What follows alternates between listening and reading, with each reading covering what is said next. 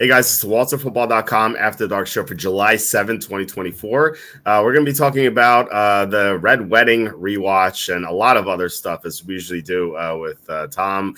Before we get to the introductions, please hit like, subscribe, comment below, share this video, visit the link in the description for their merch store.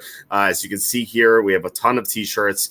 And it is July. We're approaching the middle of July next week. It will be the middle of July, and that means that August will soon be upon us. And August, as you may know, is Gluttony Month. So you can get your Gluttony Month t-shirts here, as well as other t-shirts as well. And I've been saying this for the past couple of weeks. These t-shirts with the coupon code you can get here, which they do automatically, are $18, $19, like, and they're high quality t-shirts. Cassandra has commented multiple times that the t-shirts have held up through multiple washes, like for years. Like these are high quality t-shirts you can get for $18 or $19. So even if you don't like the messaging, you just get a $18 or $19 t-shirt here, and just save a few bucks, I guess. But yeah, that's one way to support the show. And another way is to super chat, super stickers. We've had so many great contributions recently. With John Sanders, Degeneron, Slew. You guys have been so awesome recently. Kevin Kovac with like $25 or $30 worth of super stickers recently in one episode. Germ as well. Like, you guys have been so awesome. I say this all the time. These YouTube ads pay absolutely nothing. So to keep the show going, we really live on these super chats and super stickers. So if you guys want to help keep contributing that way, it's so appreciated. I can't say that enough. Also, you can buy my book on Amazon. It is called Jerks of the College Years. It is basically Jerks of the Week, which is a section on my website where I make fun of people at like the gym or the or around my neighborhood or whatever. I've been doing this since 2009. These are my stories from college. I went to Penn State for 6 years. We got 6 jerks here, one for each year. And Tom, who lived next to me at Penn State for 1 year, knows how weird these people are. So he would recommend this book if you want to have a good laugh, and if you like Jerks of the Week, you'll like this as well. So this is another way to help the show. But yeah, without further ado, we have Tom, Quacky T. Tom, how are you? And how did you survive the aftermath of the Red Wedding? Walt, here we are again. How's it going, Walter Football family? I'll tell you what, the show has really gotten great now. I was really looking forward to these 2 episodes, and they didn't disappoint, of course, because I thought the last 2 episodes, 7 and 8, then were the best of the show so far. But there were so many, as you're privy to my live reviews. I take notes during the episodes. But I really loved 9 especially. And I'm looking forward to getting into it with you. Yeah, I can't wait. I've been waiting for this for a while. And like all week, I've been wondering, like, is Tom watched the Red Wedding yet? Has he watched it's the Brains of Casimir is the official name. Like they couldn't really call it the Red Wedding without like telling people what would happen. But so yeah, they named the episode "Reigns of Casimir." Not that like the book readers would be surprised by it, but I mean we'll get into this. But the reaction from non-book readers was like pretty spectacular. So it was a great episode. Can't wait to talk about it. Episode 10 was pretty good too. A lot of good stuff in there as well. Just a great season overall for Game of Thrones. I think seasons 3 and 4 were the best. I've heard a lot of people say that season 4 is the best. Actually, now it doesn't have the best episode, but I think season 4 overall is very strong. A lot of great moments there. A lot of stuff happens. A lot of iconic stuff. So I can't wait to get into all that. We'll talk about other stuff too. PGA possible bets for day 4. Unfortunately, Denny McCarthy kind of crapped the bed today. But yeah, other stuff as well. And that's what we usually do on these Saturday nights with Tom. We'll definitely get into a lot of it. But we usually talk about Game of Thrones at the end. But I thought, given that this is such a big episode, I named the title that. Plus, there's not much going on in the NFL. Like, we can talk about how Andre Yoshavas has been improving. If you really want to get into that in the NFL, which I don't know. I think that's kind of interesting.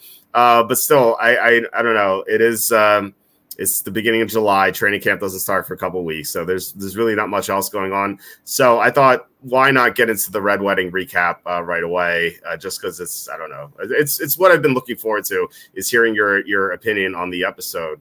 So if you want to talk about like your like live reactions to watching it, I mean, obviously the first half of the episode, not much happens. It's still good. It's good TV. It's a lot of build up, but and then the second half, things go insane. So you want to take it away? Yeah, I mean, I really loved it because I just felt like the way that the characters were set up, like Walter Frey. Like at first in my notes, I was like, this guy's hilarious. What was he eating, by the way? Is it like chicken dipped in salt or something?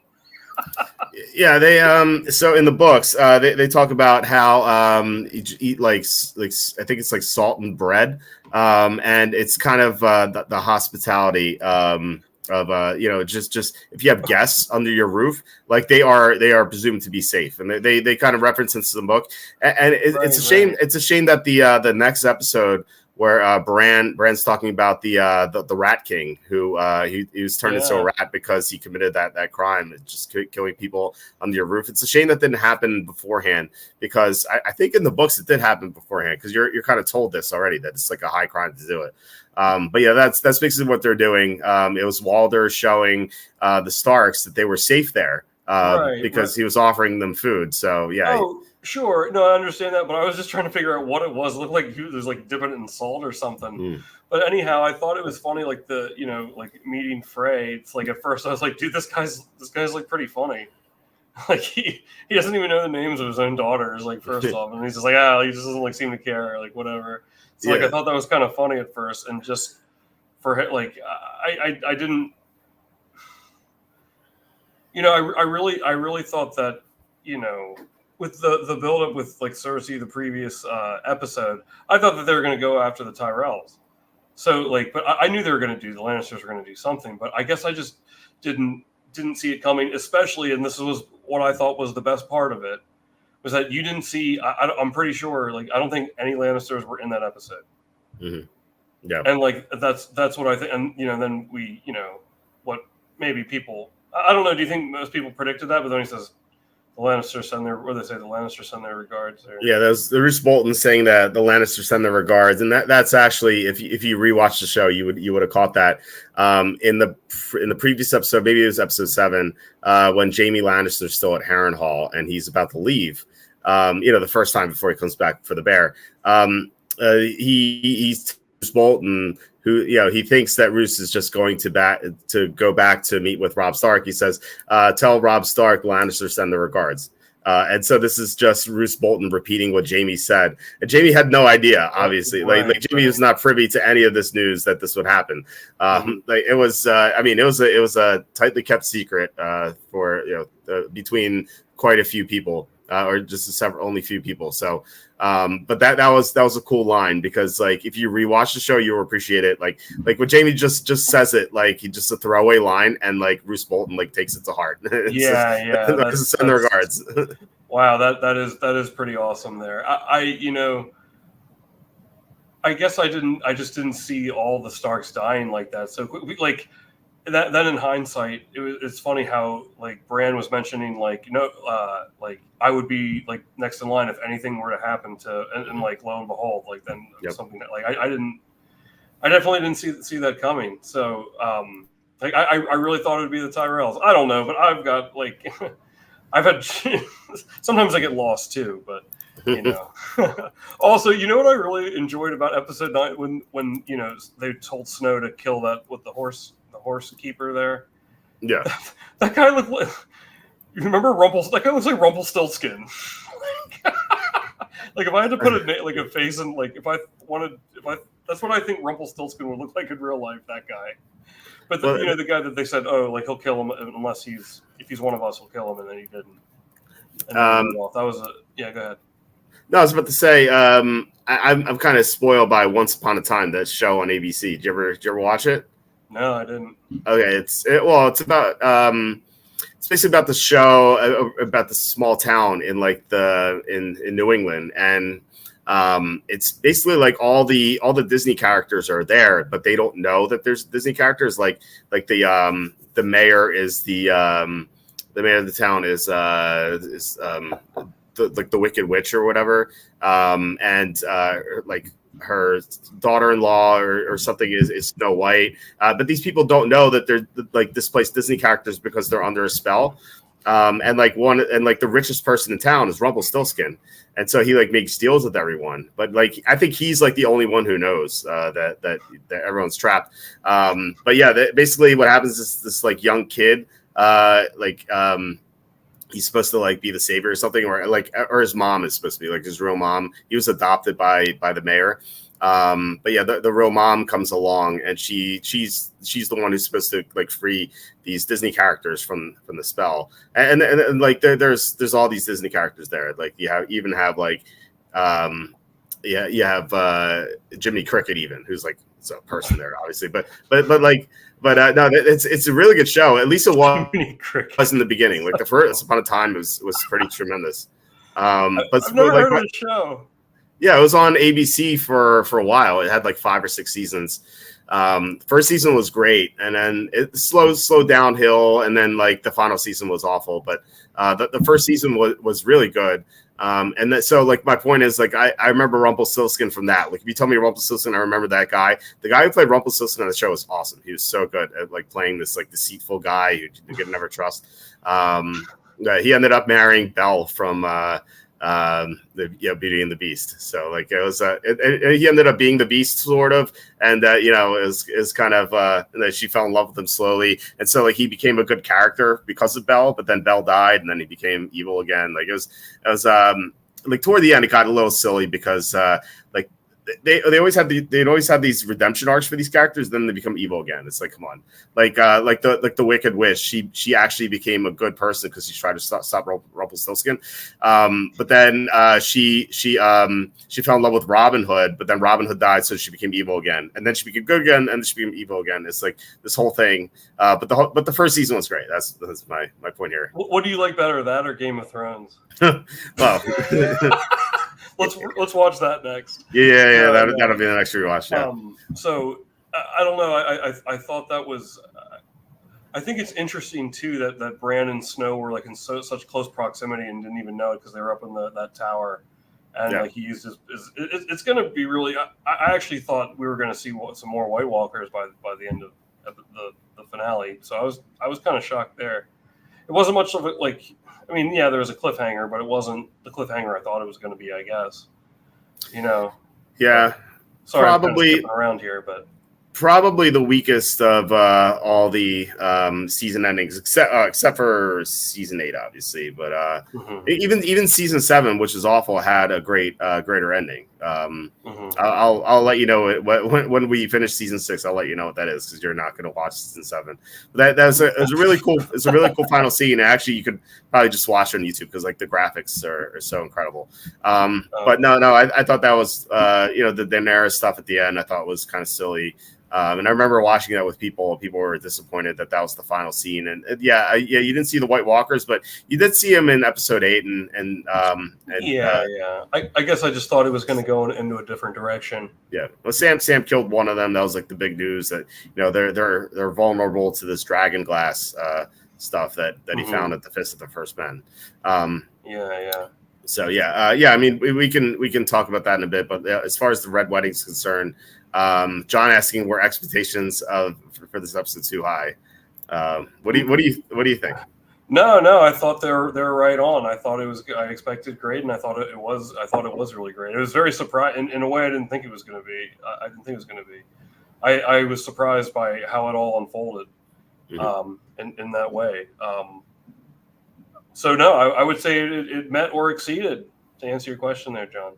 Yeah. But, so I don't know, like if you had any other general thoughts on that episode before I get to my questions I have for you. Oh yeah, well, what's the deal with Dario? Like he's like this guy's like discount Fabio, or maybe Fabio is discount Dario, but it's like obviously he's trying to get down on the farm with Daenerys here, and Jorah and what's his name, Slimworm? What's his name? You've got Grey Worm. Grey Worm.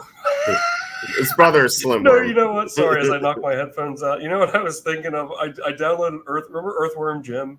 Yes, yes. So I was thinking like Earthworm. just because I was playing that. That was a good game. That was like the Ren and Stimpy of games. Yeah. Slimworm Jim. Slimworm Jim, yeah. But no, like it's interesting that they're definitely. I don't know if I trust this Dario guy. I think Jorah's face, by the way, when he came in and reported, is like we killed him, and then like he's all happy, and then Daenerys is like, what happened to Dario? And he's so like Jorah's face dropped because he thought like she was gonna be so proud of him, and Jorah's obviously in love with Daenerys, so he was hoping that like she would embrace him or something like that, and then she just only cares about Dario surviving. Yeah, so yeah, major slap in the face to Jorah. For sure. Yeah. By the way, John Johnson, they changed the actor for Dario in season 4. Are you serious? That's like they changed a couple of actors. Tommen Baratheon, Joffrey's brother. They changed the actor there. Actually, it's funny. The actor who played Tommen in season 1, he was the Lannister cousin in season 3 who was killed by the Karstarks. Like that was the same actor, and then they just changed actors for Tommen in season 4. Did they like announce that? Did they say was I don't know. I don't know if they announced. I don't know if they announced that stuff. But I do remember seeing the new actor for Dario in season 4, and I'm like, wait, who is this guy? And then I'm like, oh, okay, they changed actors. It's kind of weird. But as far as like Tommen is concerned, like he was barely in it. Like that kid actor, like he barely had any. I don't know if he had any lines, but he might have had like 1 or 2 lines really at the most. And so he was just not memorable at all. So that was an easy change, I think. But as far as changing Dario was more complicated because he became a more prominent character in the final couple episodes of season 3. How different does the guy look? The new guy? He looks pretty different. But like they didn't make it like, and I feel like the fans would have understood if it was like we'd like to inform like that they're I don't know, like I could see them not like a public service announcement, but be like we wanted to inform our audience that there has been a change in actors to avoid confusion to like give you like maximum viewing pleasure. I guess I don't know. Yeah, here I'll show you. It's radically different. One guy looks like Fabio and the other doesn't. Here we go. On the screen. Are you being serious? Yeah, that's it's quite the change, huh? Wow. Yeah, that's way different. I know. I'm glad you told me. I would have gotten confused, man. Yeah. As I've stated a few times, we used to have these watch parties in my house, and they used to get pretty crazy. Like people I didn't even know would show up. Right. And we had people upstairs, we had people down here. It was packed. Like it was. Some people were even standing at some point. And I know like a lot of the girls were very upset about the change. They loved the fight. They weren't too happy about this Dornish looking guy on the right. Dorn, you want to get that because Dorn is part of Game of Thrones as well. You'll see the Red Viper in season 4. I think he's the only like new major character in season 4. I think I told you about him last time. Oberyn Martell. I can't believe I can't get over how. Yeah. Hey Carmen, how's it going? Hey Carmen, how are you? I just can't get over how different. And they didn't make any announcement. They had to. I feel like, or like, was it online? You could ask Jeeves about it or something. Maybe they made an announcement. I don't follow the announcement stuff. I don't know. I don't like. I just tune into the show, and I've read the books and stuff. So, I don't, but that did throw me off because I didn't know. In like the first episode of season 4, I'm like, wait, who's that? And like, oh, okay. Oh, I guess that's Dario. Okay, that makes sense. And I think that there was some confusion in the room too when we were watching. Like a couple of people were like, wait, who's that?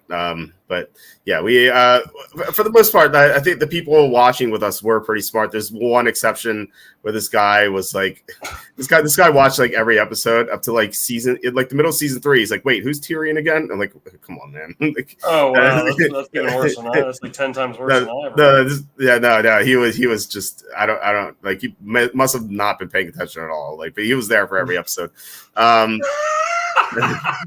Wait, he came to all the watch parties and he was in every watch. Yeah, he came over all the time. Nice guy too. But okay, I won't tell him further then. Yeah, I don't want to. I'm not gonna say his name. I don't embarrass him, but like, yeah. like we were like, wait, like after he left, we're like, wait, did he really ask that? I did not know what tier it is.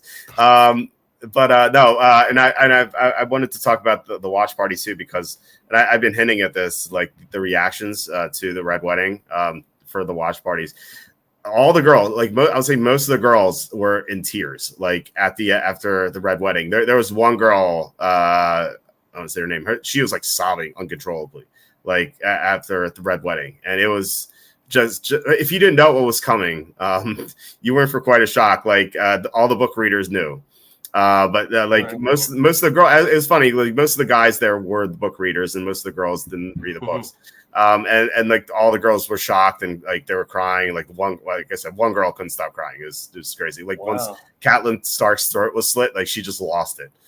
She couldn't stop crying. So it had a major emotional impact on people watching. No, for sure. I was I wasn't expecting it to go down the way it did. It was I was sad too because I like now I can't even think of her Stark's wife. What is her name? I can't.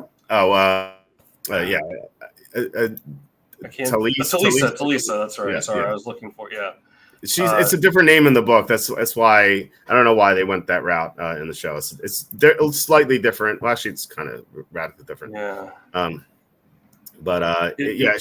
She's not like a foreign woman. She's from the Westerlands, like near. That's like one of the smaller Lannister houses that she's from. So it was it was emotional too, like for on some level for me too. I mean, because when she said if it's a boy, then we'll name him Eddard, and like, don't you want to teach baby Ned to ride a horse? It's like I don't know the actor's name, whoever plays Stark boy there. I mean, you could see in his eyes like how see him light up. So like for that to happen, like right, and then what happened right after that. But it's I can't remember where I was going with that, but yeah, it was emotional as well. So you were a book reader. Were you doing your book learning? So I watched the first season through actually my lawyer recommended it to me. He's not just my lawyer, he's a friend of mine. He just happened to become a lawyer, and he's my friend. And I saw him for a fantasy draft, and he's like, "Well, you have to watch Game of Thrones." He said it like 20 times. And like okay, Jeff, I get it. I'll watch. And then it was like 3 episodes already made or 4. And I watched the first one. I was like hooked instantly. So I watched like the first 5 episodes, and then I watched. Then I was watching live at the end, and I got like everyone into it. That's how these watch parties started. Actually, after the first season was over, I was like saying to myself, like, should I read the books or should I wait? And I went on vacation, and I was like, man, I saw the books in the store, and they're like back when they had bookstores down the shore.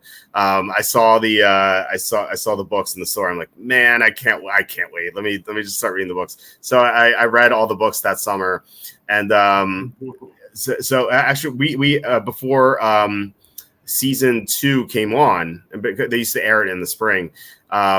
All my friends, like some of my friends that ever watched it, like we had all of our friends come over for 2 nights. And we had a Game of Thrones watch party for season 1. We had episodes 1 through 5 and then 6 through 10. And like everyone's just watching at my house, just catching up with season 1. And that's how these watch parties started. Like seasons 2, episode 1, when that first came on, like we had so many people here, and it just kept growing up until like season 5 or season 6. Oh, go ahead. No. So saying that, like, it was. It just a lot of people got involved. So I did read the books, but I watched season 1 first, and then I read books 1 through 5, and then I watched seasons 2 through 8. Wow. Okay. That's an interesting timeline. The other thing I wanted to say before we close out on 9 a little bit, or kind of wrap up on 9, is like Arya is definitely my like next favorite character. Like I'm really interested to see where that's gonna go. Like I love how she's like. She said to Dog, she's like, "I'll kill you." How did she put it? She put a sword through his eye or something, Yeah. and like just walks away from him like with a mic drop. That's an interesting dynamic there. And then she actually, and then later she does kill those guys that were, and I can understand why they were bragging about, killing her brother. So, or discussing it. So, I think that's interesting to see. And you forget, like, I can't remember his name now, but like she does know she was getting good with the sword. Remember, like back at the end of season 1 and 2. I can't think of that guy's name, but don't forget, like, you kind of forgot about that. In fact, I'm just thinking about it right now. So, like, that's going to come, like, don't forget that, too. Like, she knows her way around a little bit, at least. Well, she's been learning from the best guys. So in season 1, she had the water dancer, Cirio Farrell. She's learning, she's learning sword fighting from him.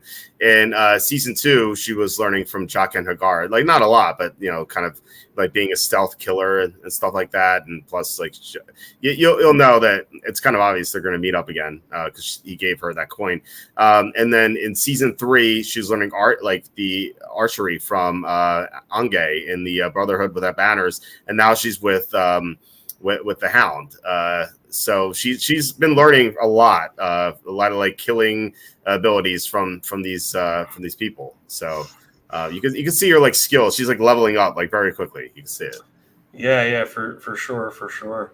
What you got some questions on for me? Yes. John first. What do you say? Oh, no, I was going to say real quick, you want to click on another tab? I feel weird staring at these two dudes. Yeah, you want to look at these guys? Okay. I was just messing around. All right. John says I did exactly what you did, Walt, with the books. The biggest shock for me was Sean Bean actually being killed. Yeah, you know what? Actually, one of my friends, not no longer one of my friends. I haven't spoken to him in a long time, but he. When Ned Stark died, he was like, I can't watch the show anymore. He was like, I'm done. I can't watch it anymore. He did keep watching it. He's a drama queen, this guy. But he was so upset by it. And then I remember watching it. Obviously, didn't know it was going to happen because I didn't read book 1 or any books by then. But like when his head was chopped off, even after episode 9, I'm like, wait, he can't be dead, right? They how could they kill the main character? I remember talking to my cousin about this, who was getting into it with me. I'm like, how? Like, there's got to be something. Like, there's got to be some way he's still alive, I thought that too. Yeah. I think a lot of people thought that, but yeah. John says I think it was brilliant that they killed the most well-known actor as Ned Stark. That's true. Yeah. Because I mean, he was first building. He was the main character. You were following him around the whole time, and then they just killed him off.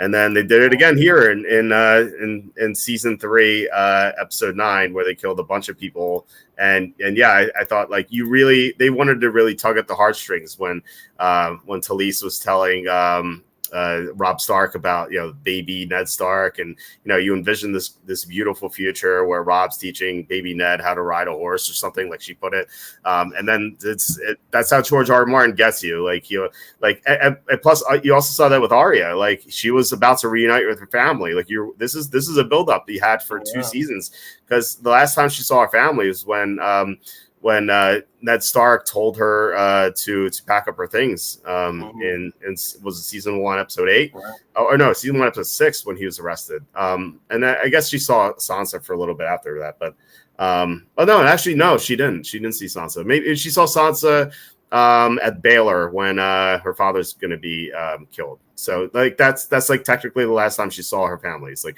she saw her father get his head chopped off. She saw Sansa standing alongside him. And so yeah, like ever since then, she hasn't seen any family. So this is a 2-season buildup of her, but like, man, she's finally going to be reunited with her mother and brother. It's going to be beautiful. And then they just George R. R. Martin knows how to pull the rug from under you as a reader. It is incredible. Yeah, it was really well done. But what questions do you have there? Okay, so I was going to ask you if you picked up on any of the hints that this would happen, that the Red Wedding would occur, because I think if you rewatch it, you'd be like, okay, I see that. Did you pick up on anything, or like maybe in hindsight you're thinking, oh, I should have seen it coming? I thought that like Joffrey and Marjorie were going to have a wedding or something, and that would happen, something like that to the Tyrells. But I mean, big swing and a miss, I guess, for me. I don't know. I just didn't see that being their target. I mean, is it pretty obvious, and I'm the only one that didn't see it, or? Well, okay, so let me correct that statement. Maybe not that they wanted to do that, but I thought that they would be after the Tyrells first, because it seemed like Cersei thought that they were trying to squeeze an inch on them. Well, I mean, the Tyrells are the biggest ally right now. Like why would they mess with the Tyrells? Like, the Tyrells are providing them with all the food, and everything, and they're paying for half the wedding. By the way, which is coming up, season 4, episode 2. This was the red wedding. That is called the purple wedding. The Tyrells are paying for half of it. They supply soldiers for the war. Cersei's just crazy. Like, she just hates anyone or everyone, really. Like, if you read the books and Cersei's chapters, like I've said this to you before, when I read Cersei's chapters and her point of view chapters, like, I found myself getting a little crazy myself. Like, the way it's written is written so well. It's like the viewpoint of an insane person who is paranoid about everyone. And she thinks she's smarter and better than everyone around her. This is just her being an idiot. She's not the smartest person. She's not the dumbest either, but she does a lot of stupid things. And this is just her threatening the Tyrells for no reason, just because she's an a-hole. She's just like a bad person. I actually know someone like exactly like her in real life. This woman is like despicable. But it's to a T. Like, this woman thinks she's smarter than everyone and better than everyone, better looking than everyone, and she's okay looking. She's average intelligence. Like there's no reason for her to think this way, but she's just like a scumbag. Sounds like you're describing me. Are you? I said woman, so I don't. Unless you just change your gender, I don't know. Other than that, Yeah. It's a little thing there. So yeah. So sorry. Where were we? So hints that this would happen. I actually kind of try to drop a few hints to you during our rewatch segments here. When I talked about how Jaime was being treated by Roose Bolton, Jaime's like the enemy of the North, and like they treated him really well. They stitched him up. They put him in a hot tub to get clean. They gave him a great meal.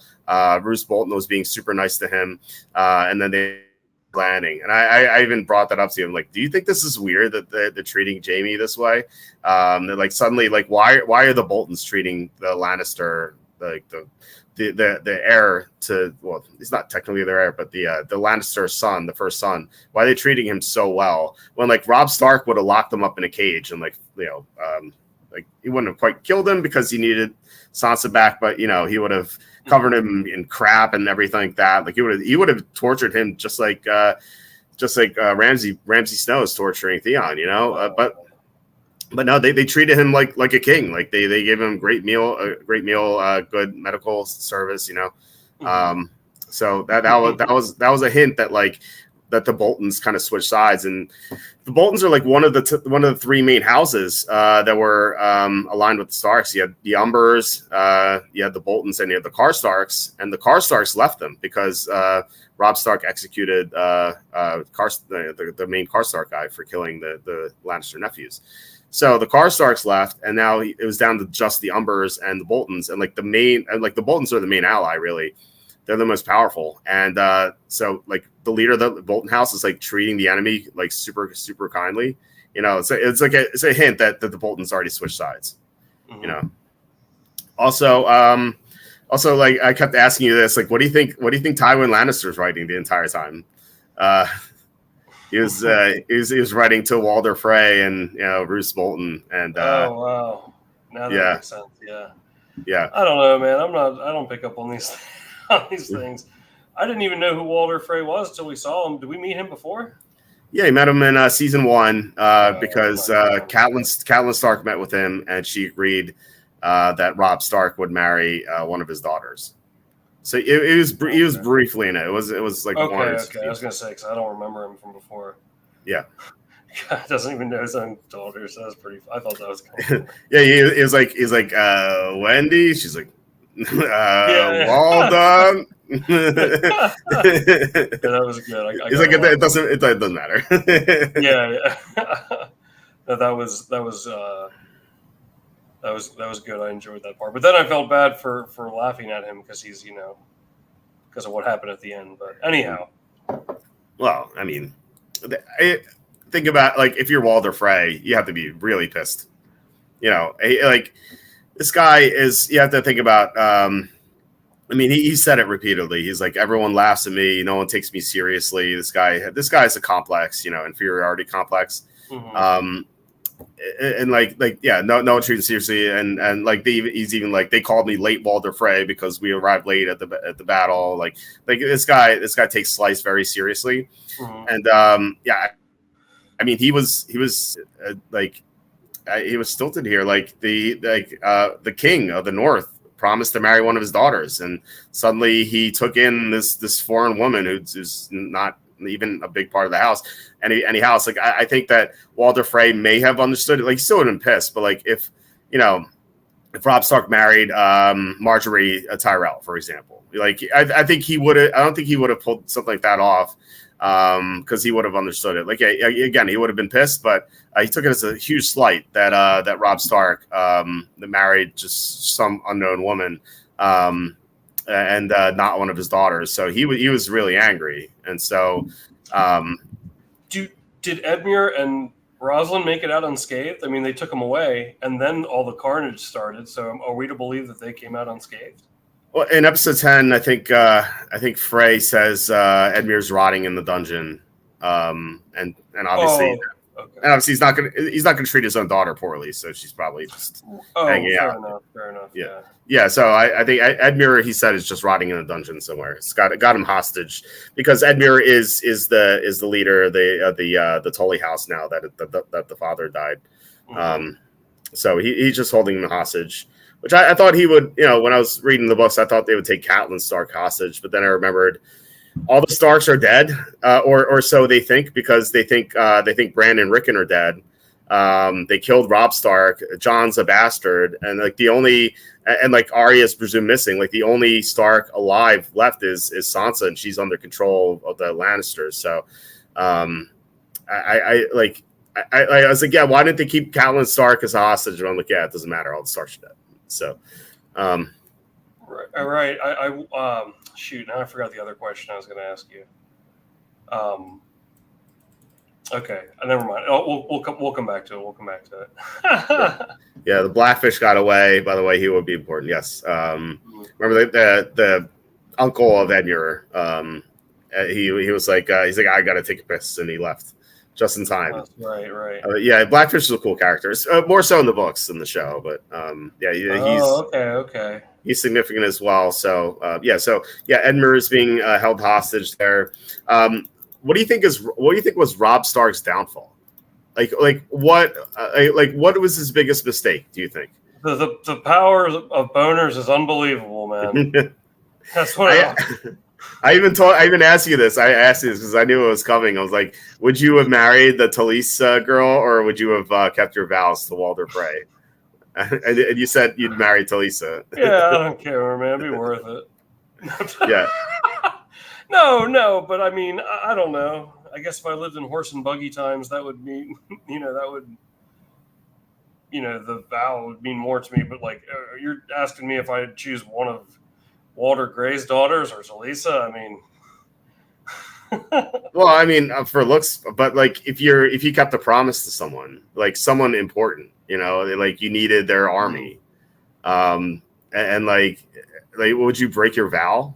I don't know. Probably not, because I would be afraid of something bad happening. But well, now you know. It's a situation I never thought I'd find myself in. So I haven't put too much. I'm straight off the brain here. Yeah, with my feelings. So I don't know. I reserve the right to change my mind on that. Yeah. Well, it's a matter of great concern. You're singing a different tune now that you see it happen. Okay. No, but he made a lot of mistakes. He broke his vow to Walder Frey. He sent Theon to the Iron Islands. So that means because he did that, he lost Winterfell. So he couldn't even go back home really. And he lost a lot of respect in that regard. He killed Karstark, so he lost the huge portion of the army. If they still had the Karstarks, pulling that off would have been much tougher because like they would have had a larger contingency. Plus, if they had the Karstarks, he wouldn't have needed Walder Frey's soldiers. He even said at the beginning of the episode, he's like, "We need the Frey army to take the Lannister home, Casterly Rock." So if he hadn't killed, I think Rickon Karstark is his name, like he wouldn't have needed to even go back to the twins. And then going back to the twins obviously was a huge mistake too. Like you slighted this old man with this inferiority complex. Like you didn't think like there would be any repercussions. Like I know that he treated them to bread and salt, and they should have been safe. So he like violated the hospitality agreement. But still, like a lot of it's amazing how many mistakes Robb Stark made, even though he never lost a single battle. I think like how they phrase it in the books, like he never lost a battle, but he lost everything. Hey, next time I come over to your house, could you have some bread and salt ready? I will. I'll do that. That sounds really good right now. Yeah, I will do that. I guarantee nothing bad will happen to you. Yeah. That's quite an offer there. Thank you. Very hospitable. What if I give you that and like once you're done eating, suddenly like people start playing the Rings of Castamere song? I'd be like, oh well, I had a good run, I guess. Yeah. I'm gonna do that. I'm gonna just now it's not a surprise anymore. Orchestrate that whole thing. Yeah, that'd be awesome. Respect. That'd be awesome. Yeah. All right, what are we moving on to now? So I wanted to talk about Lady Stoneheart. Because this would be a huge spoiler if you were reading the books right now. You would be like I couldn't tell you. Hold on a second. Well, I love he says, Walt, I love you and you know that, but you need some better merch. I love these shirts are awesome. Like they're high quality, they're cheap. What exactly do you recommend? I'm all ears. Like I'll add anything, but I think these shirts are awesome. You can change the colors. You can get hoodies too. Like you can order them in hoodies or long sleeve t-shirt.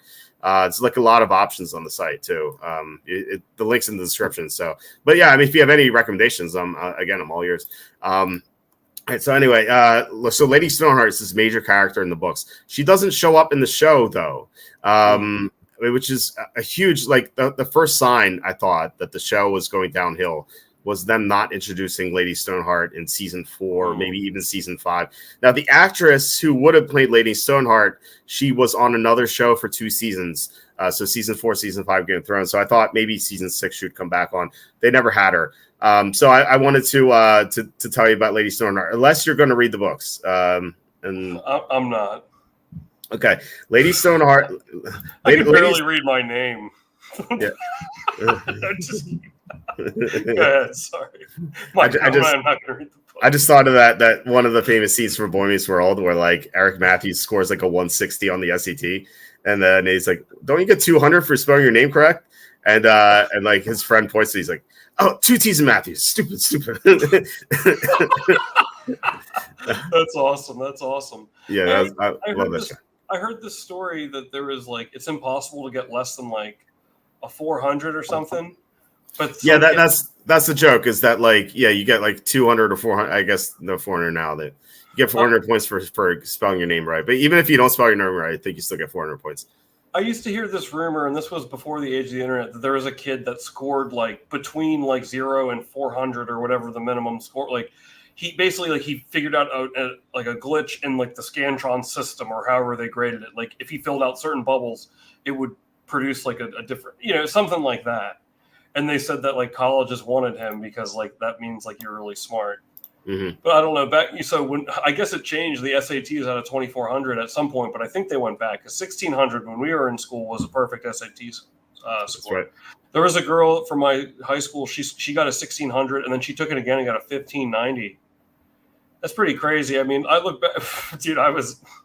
Well, I don't like the standardized testing. I don't think. I mean, to some degree, like I think it says. I don't want to get into this. Sorry, I had to get sidetracked. But well, I mean, she's definitely an intelligent person. Like to be able to do that. Not everyone can do that. Obviously, you know. You said it's crazy. I think it's crazy to take it after you got a 16. Like, what's the point? You can't get better. Oh no, but I think it was. I think like some people had like kind of put her up to it. Like it was like come on, like see if you can do it again, sort of thing. Yeah, you know what I mean. It seems like a waste of time to me. But well, I don't know. You know, the world don't move to the beat of just one drum. What may be right for you may not be right for some. Yeah, come on, but let's take the SAT again, man. I have no desire. I have no desire to come on, it would be fun. We could have people bet on like who's going to score. Okay, I think they probably know it's going to be you.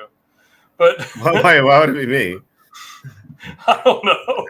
Do I have seen Booksmart? I mean, I did have a good like when I graduated from UCF, I had a 3.5 cum, so like I knew my book learning. But I don't know, like standardized testing, I wasn't very good at. I won't ever tell anyone what I scored on the SAT. It wasn't bad, but like it was. I don't know. I take it to the grave with me. But I want to take it again now, huh? Because I really wasn't paying attention when I took it in high school. I got a 710 in math, and I got a 480 in English, and I am a writer for a living. So wait, what was that 1190? Yes. That's a pretty solid score, man. It's okay. I mean, I knew people who did better. It's a pretty solid score. I had a friend, and I don't know if this is true. I doubt the veracity of the statement, but he said he got a 1320 or maybe it's 1230. 1, 2, 3 were in there somewhere, and he said that he just went abacadabra on the Scantron. A B A C A. That's what he said. I don't know if I believe him. Isn't it like if you get like 1300 or higher is like that's like kind of like upper tier? Yeah, I guess so. I don't remember what it was. Yeah, but no, my point is like the SAT is silly. Like I said, I got a 710 in math and a 480 in English, and I'm a professional writer.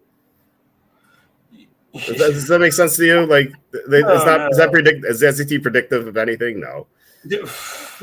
What? Let's say I bombed in English. The problem was like it's twofold. Like, first of all, when they had those comparative things, you know, like X is to Y is A is to B. They gave words I didn't know. I'm like, I've never heard of this word. How am I supposed to complete this? It's ridiculous. And then the second thing was they would have these stories, and then you read the stories, and then they'd be like, "What do you think the author meant here?" I'm like, "Dude, this story is so boring. I couldn't even concentrate. I just like was like, my mind was wandering. This is horrible." I did the same thing, dude. One time I answered the questions without even reading the fucking story. I didn't care because at the time I was going to school for music. I knew like I was, you know, I had some schools wanted me and stuff, you know, so like I knew like that was like what I was doing. I didn't really give a crap. Yeah, you know, I already knew I could get in several places because I was, you know, for music. But I took the SAT twice and I got almost the same score both times. Okay, and you won't tell the score, no, but like. Oh no, because it's below 1300. I'll tell you that much. And I always thought I would score like a 1300. So what? I mean, the 1300 is pretty. Was it below 1,000? No, it wasn't below 1,000. Well, who cares? No, I knew one of my friends scored an 890, and I didn't think he was that dumb. I thought he would. I didn't think he was a smart guy, but I thought he was like average intelligence. And it was kind of shocking. He's like, yeah, I got an 890. Like, okay, I like. He didn't he wasn't too upset about it. I don't know what he does for a living now, but I know he has a few kids. He lives in North Carolina. He teaches SAT prep. He teaches SAT prep courses now. I told this story before. My score went down. My score went down after I took the SAT prep course. They really messed with my head. Wow! Did you get your money back? No, I got find the company that you hired for that. I'll go to bat for you. I got 1130. It wasn't my money; it was my mom's money, you know. But like I was a 16-year-old kid. But no, I was I went from 1190 to 1130 after the SAT prep course, just because like they taught all these tricks, and I was like taking the test. I was like, wow, this is a trick. Is this what I'm supposed to be looking for? Like I stopped like made it, like, trying to. confusing. They really messed me up. Yeah, so yeah, John's saying you write about gambling odds though. That's fair, but like, I do a lot of writing too. I've written 3 books, and then Love T says, Professor Q, what did you play in? I played clarinet, saxophone. I used to sing for a band. Nice. So, I used to play the piano as a kid. I did some recitals. Yeah. You were saying I didn't know that about you until recently. That's pretty impressive. Yeah, I kind of liked it. Like my music teacher used to make me play like classical music, and I was like, do you have anything newer? And she's like, she bought me this Beatles piano book, and I used to be able to play all the Beatles songs on piano. It was pretty cool. Well, hey guys, I don't see too good. Is that WalterFootball or Peter Tchaikovsky? The Beatles. You played out of a Beatles book. I mean, I played some piano too. I took a couple years of lessons, and I passed the piano proficiency the very first time, which was kind of unheard of. That's hard to do. It's a hard playing examination. But I haven't played in so long. I wish I did. I should get back into it. But are you a Beatles fan? I'm going to throw out an unpopular opinion here. I really don't like the Beatles. I respect them for the impact that they had on music. But some people are like crazy about the Beatles, and I honestly I don't get it. I'm not hating on anything. I don't get it. Are you a big Beatles fan? I mean, I was a huge Beatles fan when I first heard the music in like middle school. I used to listen to them all the time. But no, I have all their music on iTunes. Let me see. Oh, really? I have 1, 2, 3, 4, 5, 6, 7, 8, 9, 10, 11, 12, 13, 14, 15, 16, 17, 20. I have about 30 Beatles songs on my iTunes playlist. Now I have a lot. I have a lot on iTunes. I have a large variance of things here on my iTunes. Like I have 9 Inch Nails and Billy Joel. Like it doesn't get too much different. I have Missy Elliott and I have Euro trash techno music. Dude, I love Euro trash. I like it. I like it. And I don't have anything against. I just feel like the Beatles, they have good songs. I can see why people like it, but to me, it's like every single of one of their hit songs. There's only one. They only have one good song, Eleanor Rigby. That's the good song that they have. I think that's like the only song I like by them. And I know this is an unpopular opinion. I apologize, but I'm telling you, I don't get it. But I respect them. I have a great deal of respect for them. So I have this is ordered by artists. So in succession, I have Pitbull, Pogo, and Prince. Oh, you listen to Pogo. Pogo's got some good stuff. Pogo's really good. I love Pogo. The Data and Picard song by Pogo is so good. Oh, you like that one? If you're a Star Trek fan, it's I've seen that one. It's a good one. He's got some great. I didn't know you were into that. Oh, we'll talk more about that. I love that. Okay. But no, Beatles songs. My favorite is I think I have the 2 favorites. Norwegian Wood. It reminds me of this week I spent in Colorado in 2012. It was like maybe the best week of my life. It was an amazing experience.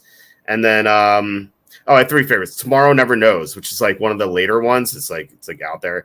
And then A Day in the Life. I love that one too. So I mean, those are my 3 favorites. But I can listen to Beatles all day long. But I can listen to anything. Really? Right before Beatles, I have Beastie Boys, and then I have Bear McCreary, who he did the music for Battlestar Galactica and The Walking Dead. So that's just orchestral. I'm glad to hear this. I'm glad to hear that you're listening to different artists.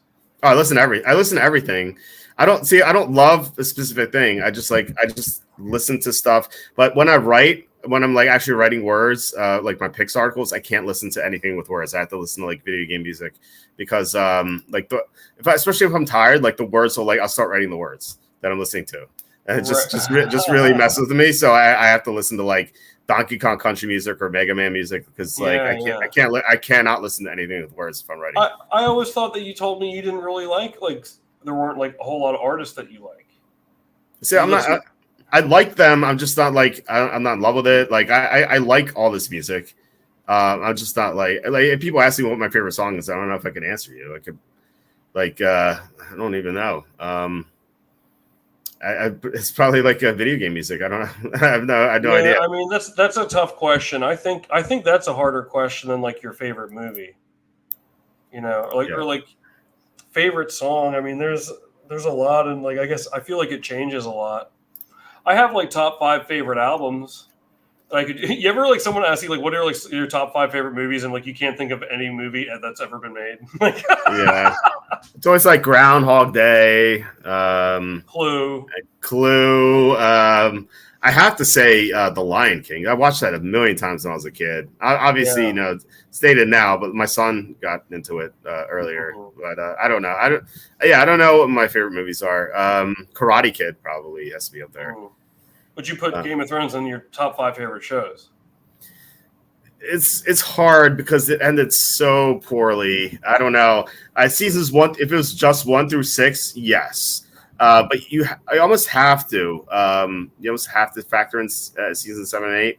So I don't know. I kind of like go back and forth. I'm like, do you include this? I'm like, yes, but like sometimes I'm like, yeah, maybe this is not even canon anymore, and maybe they'll redo it, maybe with AI or something. Right, but I'm not saying if you think it's the best show. It's just if it's one of your favorite shows. Because like the Office, like I love The Office. It's one of my favorite shows. But like save like 2 episodes without Michael. They all suck. All the ones without Michael suck. But like I still love this. It's still one of my favorite shows. Like, would you still consider? Yeah, I'm not if you think it's one of the like top 5 best shows ever. Yeah, I guess so. I mean, Lost is my favorite show of all time. But then after that, yeah, I mean, Game of Thrones is up there, I guess. It's just again, like, yeah, shows have ended poorly. The Office, it had bad episodes toward the end. But the decline from the Michael Scott episodes to post Michael Scott, it was there again. There was a drop off, but it was not nearly as steep as this one. And I was actually listening to a show like how like the downfall of Game of Thrones, and someone pointed out something to me I hadn't even seen before. So one character at the end is talking to another character. This is the final episode. One character is talking to another character, and he says, "You take care of this. I'm going to go talk to this third character." I don't want to mention spoil who's still alive. So he goes to the third character, and the second character is right there already. And so it's like, wait a second, how'd the second character get there? Did he teleport? It's like, wait, he was supposed to be doing something else. Yeah, they just forgot. And I even said in the penultimate episode, the one character gets onto a horse. There's a huge battle. A lot of people die. This is the most carnage I've seen in any episode, but kind of silly the reason why. So like everyone's dead. This one character is unscathed. She finds a horse. And she gets on the horse. It's a white horse, and she rides off. She leaves the town. She leaves the city.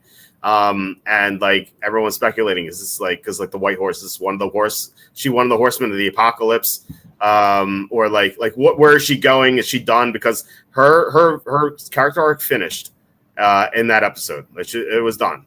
Like everything she wanted to accomplish was complete. And I was like, oh, I don't guess we're not seeing her in the final episode. First scene in the next episode, in the final episode, she was there. There was no horse. She was there. Like, it's like, wait a second. She left town on this horse. Where'd the horse go? Why's she back in town? Like, it was so stupid. They screwed up so many things. And obviously there's, I don't know if you heard, but there's an infamous thing where in one of the scenes, there's Starbucks cup. Yeah, that is episode 4 of season 8, which is only 6 episodes.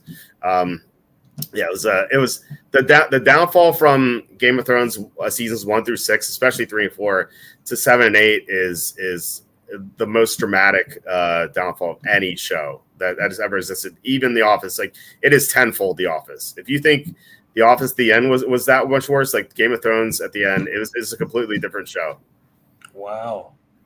Why don't we have like a discussion, like a different podcast, and it's just dedicated to exclusively season 7 and 8. Like we force ourselves to love it, and then like we start talking because no one else is talking about it. We'll have to get Kenny on because he's the biggest proponent. He won't of like how bad season 7 and 8 were. Okay. I thought you were gonna say he's pro 7 and 8. No. He hates it so much he won't even watch House of the Dragon, it's the prequel that's out now, which is pretty good. Wow. It's not Game of Thrones great, but it's a good show. But no, he will not watch it because he's been so spurned by the final couple episodes. I keep telling him, like, it's different people. It's not Bainoff and Weiss anymore. George R. R. Martin's the executive producer, so it's gonna be good. He's like, he's like, I'm too hurt by it. I can't do it.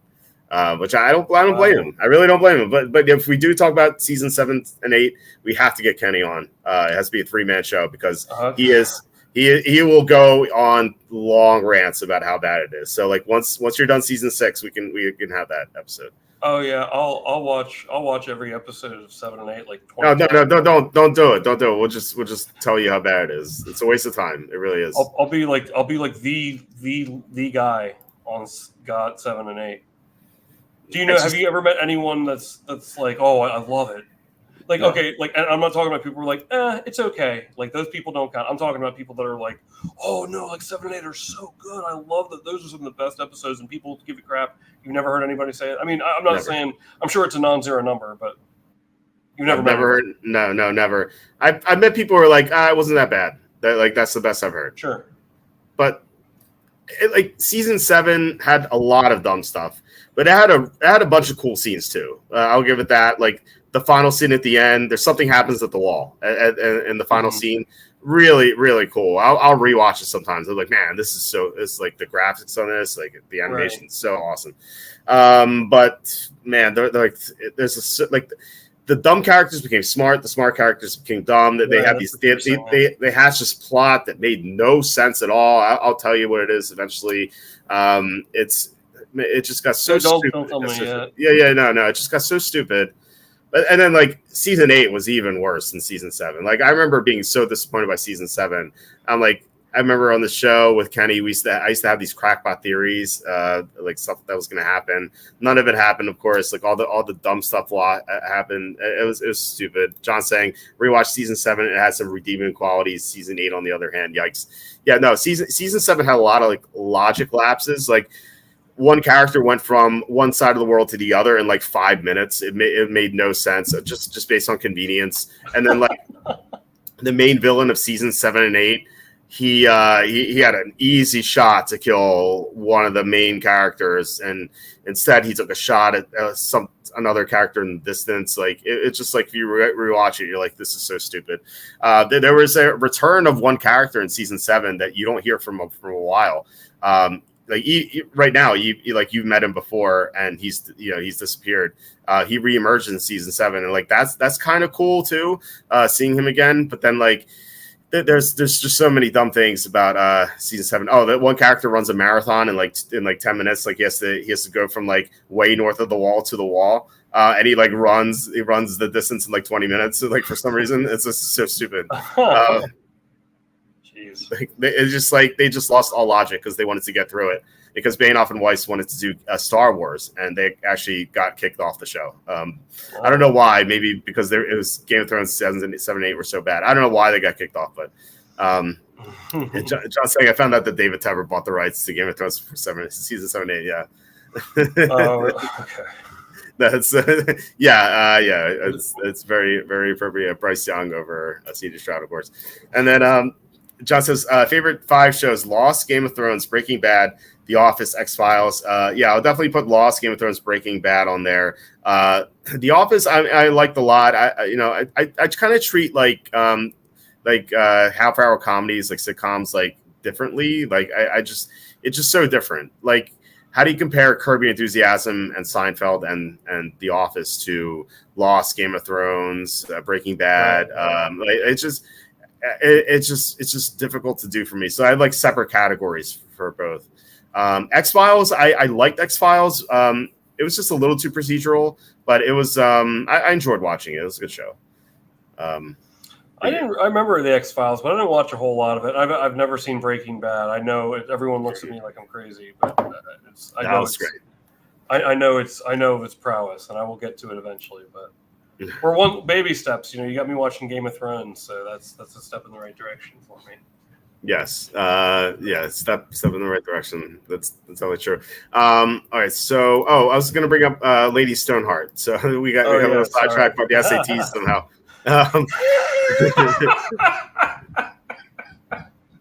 Go ahead. Let's go. I totally forgot about this. Hold on. John says the guy who directed the X-Files directed the Red Wedding episode. Is that true? Wow, that's pretty cool. Wow. Okay. Yeah, that's awesome. Lady Stoneheart is a character who emerges in books 4, in book 4, and then book 5 eventually. And then she goes around the Riverlands, and she has these like acolytes who follow her, and she goes around hanging people, like mostly Freys and Lannister men. And she's old, disheveled, and she can't talk. She just like gargles her words because her throat is slit. And now, if I tell you that, do you know who that is? Her throat being slit. Oh, Catelyn Stark. It's Catelyn Stark. She dies, but she gets like reanimated, kind of like Beric Dondarrion does. The guy in the Brotherhood Without Banners, the guy who got. You remember he fought the Hound and then he died. Right. So she gets resurrected, but she's not quite herself, and so like she's just out for revenge. She just wants to kill everyone associated with the Red Wedding. And like she has this cult following. It's like people know that who she is, and like she's gotten resurrected. So she's basically treated like a god, and so like people follow her around, and like she'll like point to like a Frey or a Lannister, and like people will just hang them. And so her name is Lady Stoneheart, and she's one of the coolest parts of books 4 and 5. And man, they just never brought her back, and I thought that was a huge oversight for the show because they just wanted to get it done. And there was one thing that really irks me outside of everything that we talked about. So in season 7, Bainoff and Weiss, they talked about this one scene, and they were like, we've been waiting a long time for this. You guys are going to be really surprised. Like we've been talking about this for several years, bringing this on. And I in the back of my head, I'm like, oh, they're going to finally get Lady Stoneheart, because like I said, the actress who played Catelyn Stark, she did another show and she was free. I was like, they're finally going to bring back Lady Stoneheart. A little late, but they're going to do it. And then the big surprise was a zombie polar bear. Like that was, they had a zombie polar bear and they fought it off. That kind of shows you how bad it got. Wow. Yeah. Well, I hope the polar bear looked cool though. It looked cool. It was kind of pointless, but yeah, it looked cool. John says they don't bring her back, but we have to deal with the stupid sand snakes. Those are the daughters of the people in Dorne, like the southern region. Like I said, you're about to meet the Red Viper over in Martell. He's the first Dornishman you're going to meet. So yeah, you're going to get introduced to them. And the Red Viper, really cool character. Like I told you before, he has a duel with a character in episode 9, I think, it's probably episode 10 actually.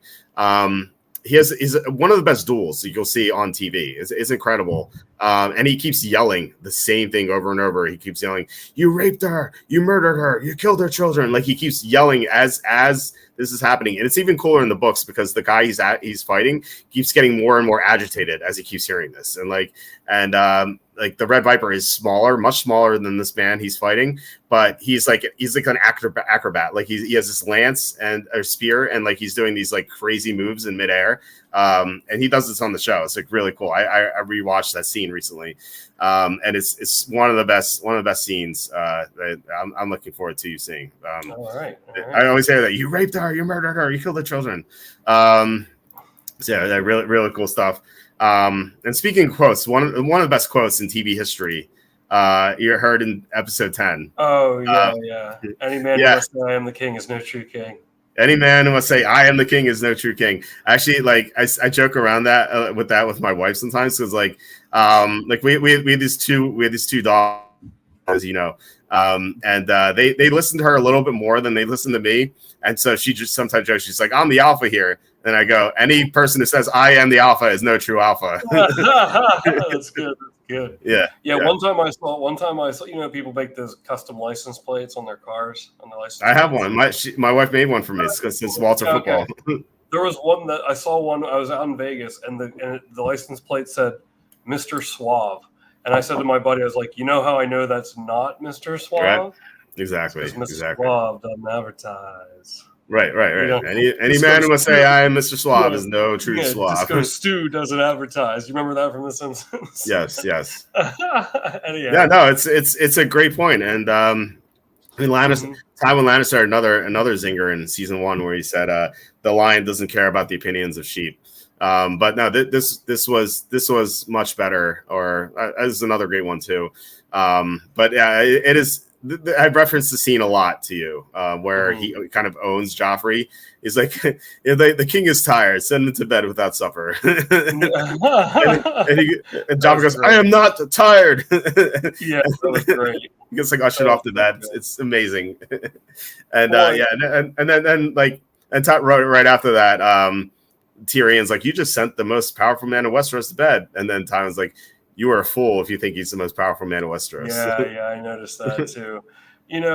I really hope that Stannis's, his little leech sacrifices that he threw into the fire, he's 1 for 1 so far, and Greyjoy's not looking to, It's there. Yeah, there is Balon Greyjoy, and then there is Joffrey. So yeah. Please just be right. I mean, I know everyone probably felt the same way, but I can't stand this kid anymore. I'm done. I'm over it, but he's insufferable. But the way the actor plays Jack Leeson, the way the actor plays is incredible. You love to hate him. Yeah. Yeah, he's fantastic. He's incredible. But anyhow, what else? What else am I? I'm looking at my notes here from episode 10. Oh, I can't believe freaking Ygritte did. She hit Jon Snow with the arrows too. Yeah, she was pissed. She said, "If you betray me, I forget what she said exactly she would do, but she's a scorn. What is that quote about a scorned woman? Hell hath no fury, like a woman scorned. Oh no, man, you ain't kidding. Don't play with that fire, man. Yeah, I was surprised. I was surprised that, kind of surprised that maybe not, but like when he couldn't kill that guy, the Rumpelstiltskin guy you mentioned before. When he rode away, I thought he was gonna grab her to get her on the horse and ride away. But I thought that too. I was a little surprised. I thought the little cold from Jon Snow. I hope he never sees her again. I can't stand her. I love you. I love her so much. She's getting on my nerves. She's so. I think she's great. I don't know, but not for me. I don't know. Maybe it's a redhead thing. I don't know. No, I like my redheads. Oh, do you? Okay. My wife is redhead. She's not. Well, let's not get into that now. But anyhow. What do you mean she's not? Your hair's brown. No, it's not. Yes, it is. What are you talking about? Maybe I'm going colorblind then. Your wife's hair is not red. It's reddish brown. No. It's like a mix. Yeah, it is. I don't even know. I'm married to her. No. Tell me. Well, I mean, I think I'm going colorblind then. She's not naturally red hair. She dyes her hair red. She's on the soul, so she dyes her hair red. So I don't know. I don't know. I mean, she's always dyed her hair ever since I knew her. So I actually don't know what her natural hair color is because she's always dyed it. So, but no, I think she's brunette, but it's like reddish brown almost. So, okay. Yeah, and so sometimes redder. Like sometimes she goes redder, sometimes she goes brown. I guess you didn't see her when she dyed it like super red. I don't know, but I mean you've seen my wife several times. Many times, yeah. Yeah. I don't know. Wow, maybe I'm just colorblind. Anyhow, we'll what do you mean? No, I'm married. I've lost my mind. What else? Let's keep it moving with season 10 here. Season 10. No, I wish it was season 10. With episode 10, I mean, what else do we miss? Well, you know who the torturer is now. Yeah. Oh, I don't like that part. I don't. Let's not dwell on that.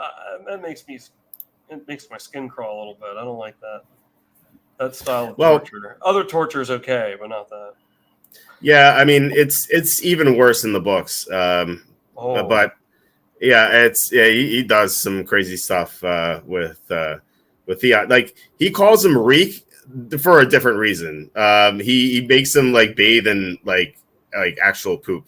That's why he calls him Reek. Actually, he called himself Reek at first. He pretended to he actually went into Winterfell, Ramsay Snow, and then he like befriended him, like he named himself Reek, and then he's like that's the way he got to Theon initially.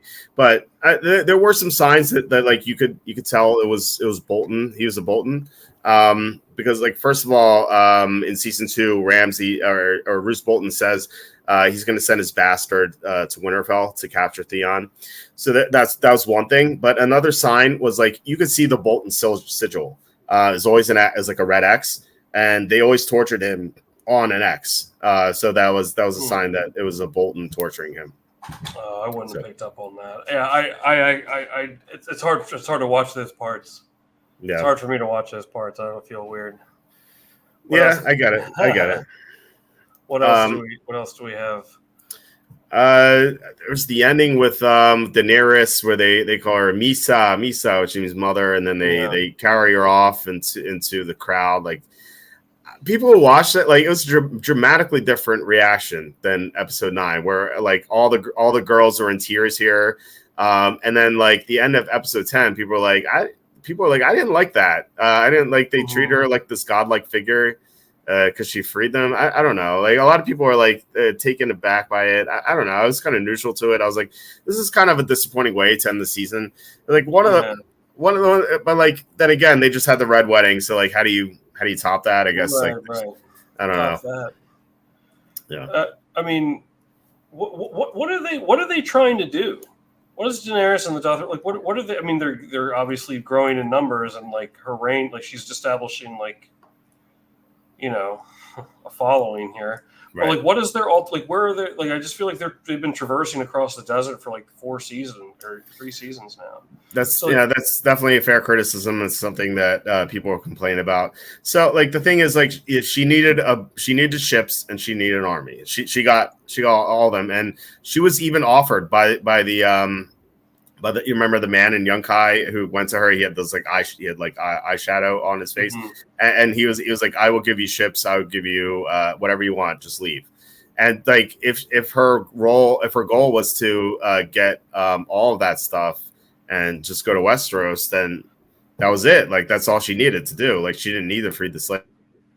Like she has this like savior complex almost where she wants to free the slaves now because that's basically her main goal is she's in Slaver's Bay, and she's freeing the slaves, but like there are ramifications for it. Like she leaves, she goes to Astapor first.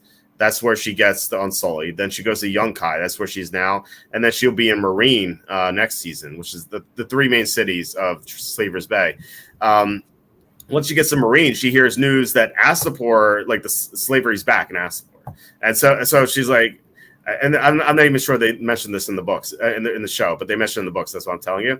And so like, it just seems like, oh, wow, she just wasted her time, like, because they just reinstitute slavery. Like the people who took over, like the slave masters became slave masters themselves.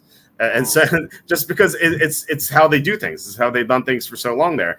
And my thought was like, why don't you go to Westeros, take the Iron Throne, and you're going to have so much power. Your dragons will be full grown by then. You'll have the backing of the Iron Bank, which you'll be introduced to the Iron Bank in future seasons. Then, like with all this money and powerful dragons, you can just burn down Slaver's Bay if you want to, or send your Unsullied or whatever and your dragons. But like, it just seems like such a waste of time. But she is biding her time a little bit to her dragons grow. They're not fully grown yet, so that's like one argument you can make. But still, like they'll grow during the trip back. And she has the Unsullied anyway. Like they say, an Unsullied is worth 10 regular soldiers. That's how good of soldiers they are. So she has like 80, as was the numbers, like 8,500 Unsullied, which is worth like 85,000 men.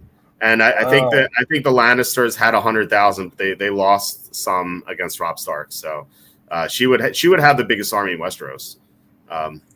So yeah, it's a little silly what she's doing. It's like my least part of the show, like all the Daenerys stuff.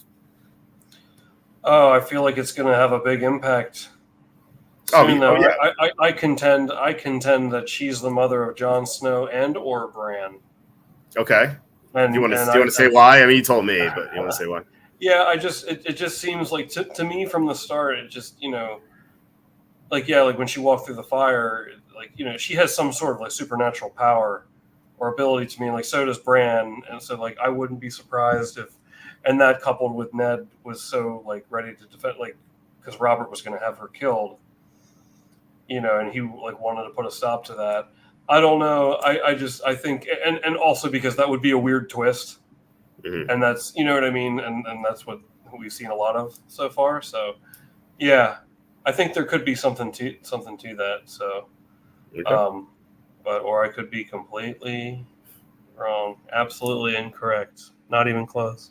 Well, I've had, like I said, when I did the podcast with Kenny, the Game of Thrones podcast, I had a lot of crackpot theories, and a lot of them were wrong.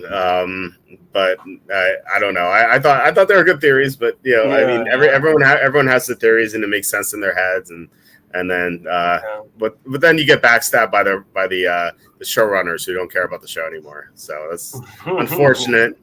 John says, as good as season 3 was, season 4 is probably better.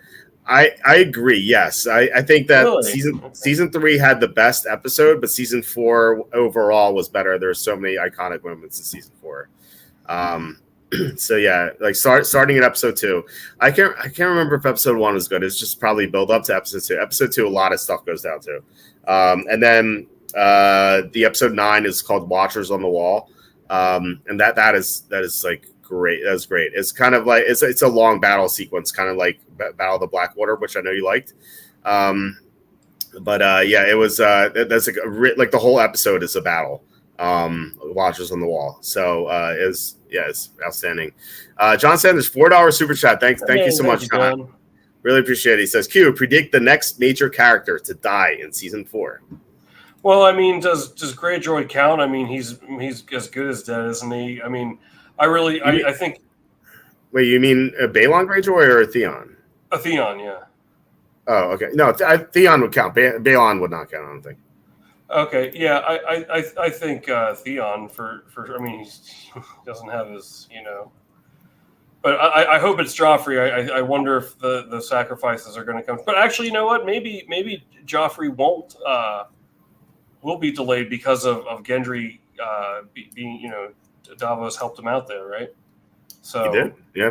So I don't know, maybe that because that kind of threw a monkey in the wrench of what's her name, Red Demon Lady's plans there, and they were. So I don't know.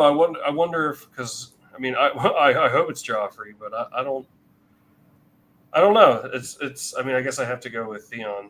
It seems imminent, and it seems imminent to me, but I don't know. I hope it's not anybody cool like oh, it would be interesting. What if it was like, it would be a cool twist if it was Jaime Lannister, like he made it through all this way, and like you think like, oh, then all of a sudden like he dies somehow. So that'll be my prediction there, John. Jamie. That would be a George R. R. Martin thing to do. Yeah, he finally gets it to Cersei and he just dies. Yeah. No, so no, just to be clear, the names of the leeches were the Greyjoy wasn't Theon, it was Balon Greyjoy. I don't know. Oh, okay. I didn't realize that. Yeah, that was Theon's dad. So because right. it was the usurpers, right? It was Robb Stark who called himself King of the North. It was Joffrey, obviously the king of Westeros, and Balon Greyjoy who called himself King of the Iron Islands. So I don't know why Stannis was that concerned with Balon Greyjoy. It seems silly, but that's what happened in the books too. I think he was kind of pissed that Balon Greyjoy wouldn't align himself with him. So I think that was just kind of like he felt slighted by that. Yeah, I guess so. I don't know. Stannis is a proud man. I think he may have been counting on Balon for some reason. I don't know why. But yeah. Yeah. So yeah, I'm looking forward to season 4. These last 4 episodes especially were really good. So we'll keep it. Yeah. Oh, you have any other questions then?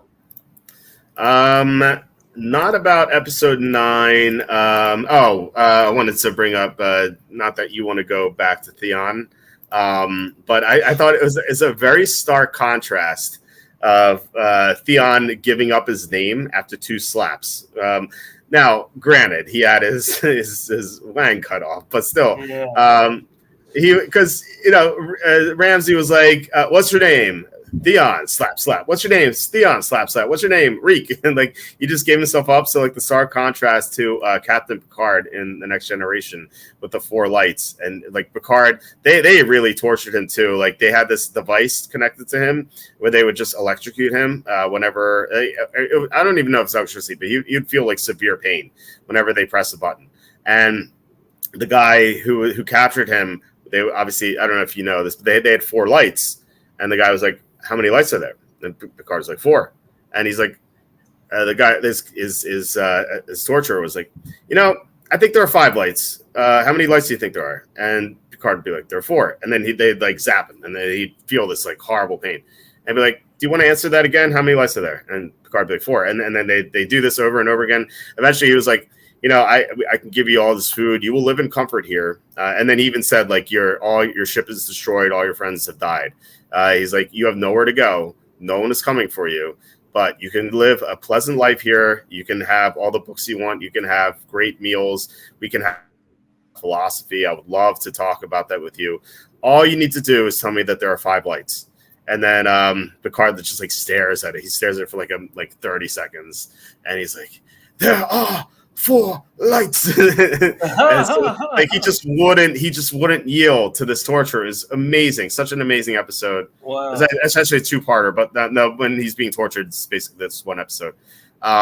So he just wouldn't give up. And actually toward the end, when he was talking to Counselor on the ship, like he's basically unraveling here.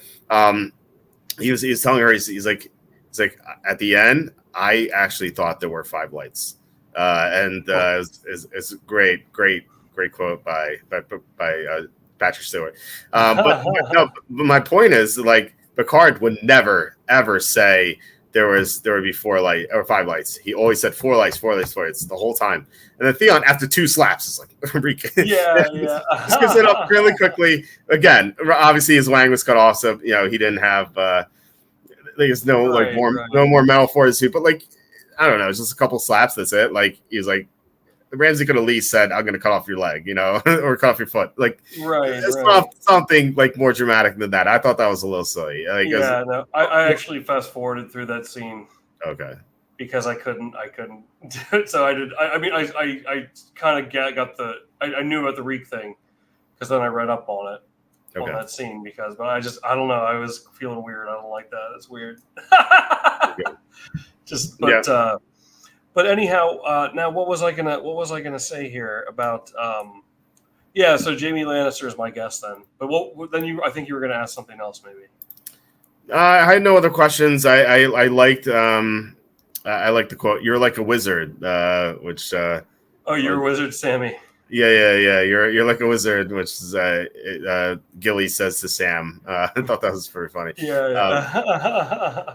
But no, it was cool that Sam and Bran met up. I thought that was neat. There's another interaction. Sam meets up with like most of the Star kids.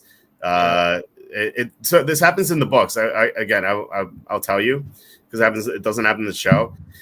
Sam sails off on a mission, and he goes overseas. I won't tell you because that kind of spoils it. But no, he actually runs into one of the other Stark kids, and like he's almost killed by that Stark person. Actually, probably know who that is, because that Stark child thinks he's a deserter because he's not near the wall.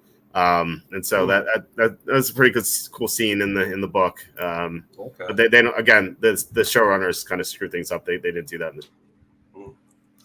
Well, I'm looking forward to the next season, man. It's really been the last 4 episodes, especially, have been very intriguing. So we'll get in at least one more next show. Yeah, well, like John said, season 4 is probably the best, and I've heard that so much, and I think I agree. Like I said, so many iconic moments in season 4, whereas like season 3 was great too, but like it was mostly when you talk about season 3, you think Red Wedding, and maybe maybe Tyrion's wedding to Sansa. There's obviously some other great stuff in season 3. But season 4, I can rattle off like 10 things that happen in season 4 that are really? Okay. Yeah. So no, it's awesome. BJ Dunham says Hey, Quacky what's for president. what's up, Nostra? Thanks for coming by, buddy. Appreciate the endorsement, man. Thank you. Are you running for president? Like, I mean, I was what's thinking your about it. platform here? I haven't decided. Yeah, I'm part of the wig party. You just wear wigs, and then you and then you watch me play Rocket League, and we just talk about sports all day. Hey, man, do you remember the San Francisco 49ers quarterback Merton Hanks? Remember he used to do that that duck walk like dance when he would return a. Do you remember him from the 90s? I remember Merton Hanks. I don't remember the celebration though. Oh, the celebration was one of the best. I was thinking of him. I think there was like one like Monday night game. He had like 2 pick sixes against the Eagles to like start the game, I think. And he was doing like that duck walk into the end zone both times. I was like 10 years old cracking up. Okay. That was the Dems might be looking for a new candidate. You might be on the short list there, Tom. You got endorsements for BJ Dunham. Like suddenly, like you have more endorsements of Kamala now. I'll tell you, in a hypothetical, if I really like made like some videos, like put together some content, which I don't think that would be that hard. Like, I bet I could get like 20 people to pencil me in for president. You think so? I think that would be. Wouldn't that be cool to like tell people it's like 20 people voted for me for president? Yeah. Yeah, people like outside your family. You know what I mean? Like without running like a real campaign, just virtual. That's my goal in life. I want to get at least 20 votes. 20 votes. I think I can do it. I think you get 50.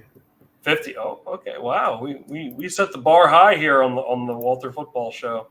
We'll see. Man, I was thinking about you know what I was thinking? Remember Randy Moss?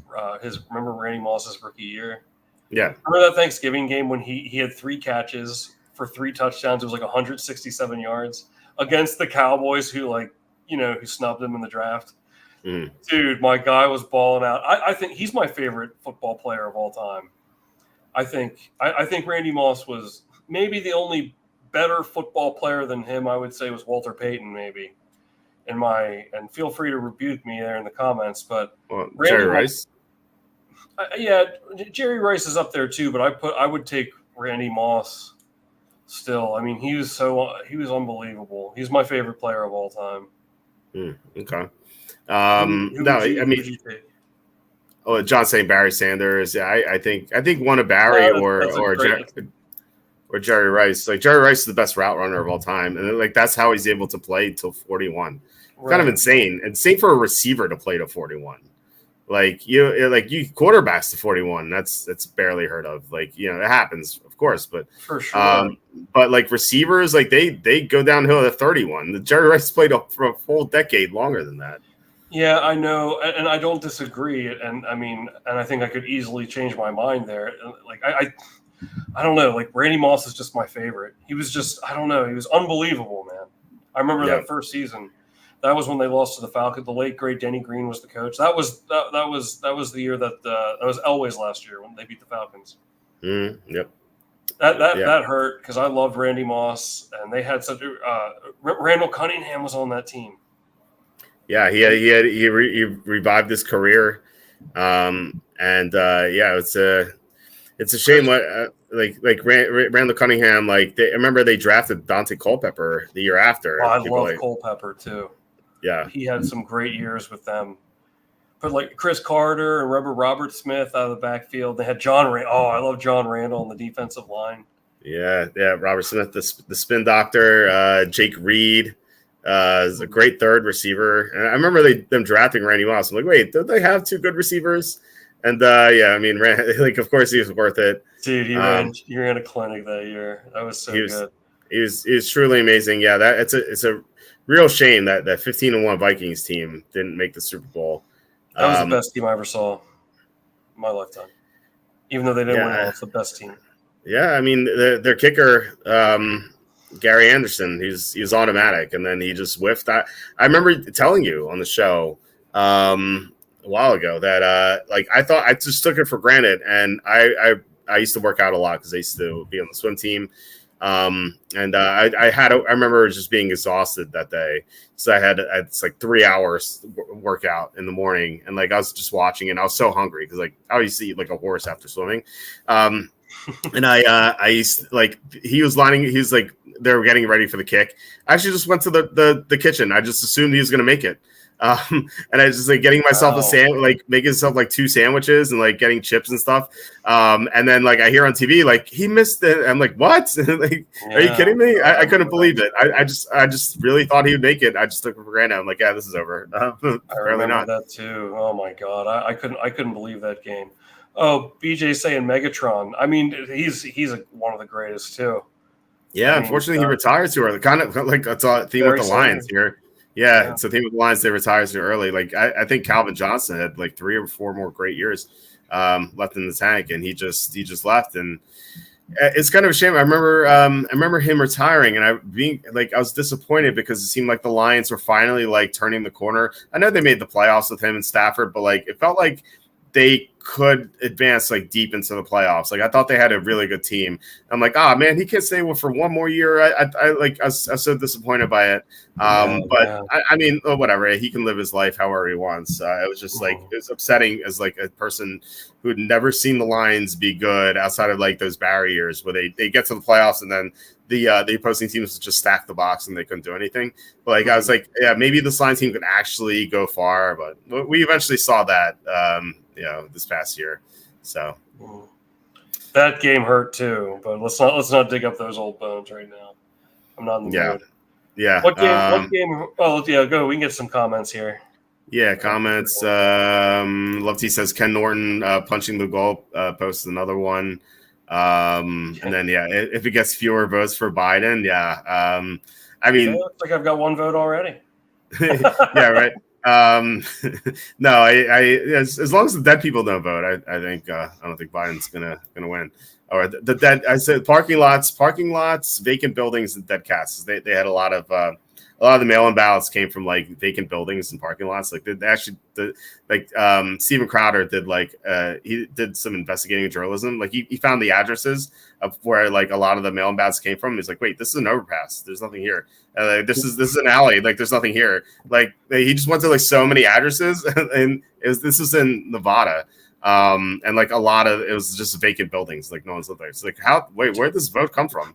Did they find any address to the parking lot of the Trenton Thunder? Yeah. There may have been, but they didn't need New Jersey. That was in the swing state. It's like they're like knocking, like, what are you doing? And there's like, I'm voting. Like, yeah, it's just me in the car.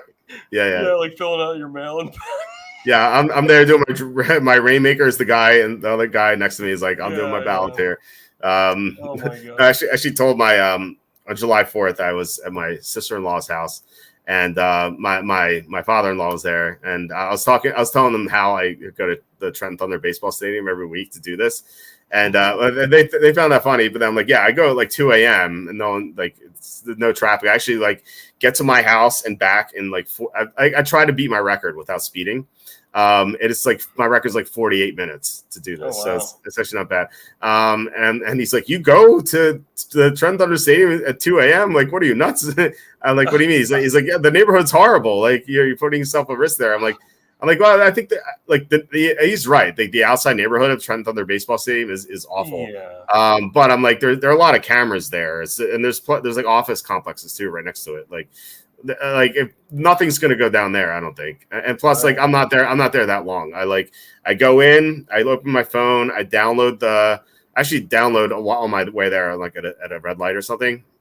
I'll download the file from my email to my phone. Then I'll upload it to DraftKings. I click the button and it just uploaded. If there's a mistake, I actually have to fix it because like sometimes you can put in the same player twice because it's in a spreadsheet. And the spreadsheet's weird. Like you have this like card key number, and it's like 0x4. It's not x. It's hexadecimal. So it'd be like 0BCD46 AC472, and like, it would be like this like 20 letter / number key that you have to like put in for each player in your lineup. And like it's confusing at first, but like once you get the hang of it, it's pretty easy. But like sometimes you'll put in the same player twice because you're not paying attention. And so like I've learned to like sure I like say the name out loud. I'm putting Rice, Scheffler, like Morikawa. Like I say these names out loud. So I past like 10 or so times I haven't made a mistake. But like if I do make a mistake, I do have to fix it. But if I don't make a mistake, I'm just in there. I'm out like right away. Like I don't even spend like 2 minutes in the parking lot. Like so. Oh, okay. Yeah, so it's not too bad. Like yeah, you're probably all right then. Yeah. Hey, would you look up Randy Moss like rookie year stats? I'm interested. Do you think he had more than 12 touchdowns? Maybe. I think so. Let's just do career stats. Let's see. I don't know why we're going to ESPN. Yeah, he had 17 touchdowns. That one, dude, he was murking that year. He was crushing it. Tied second most. On the most, obviously 23 in 2007.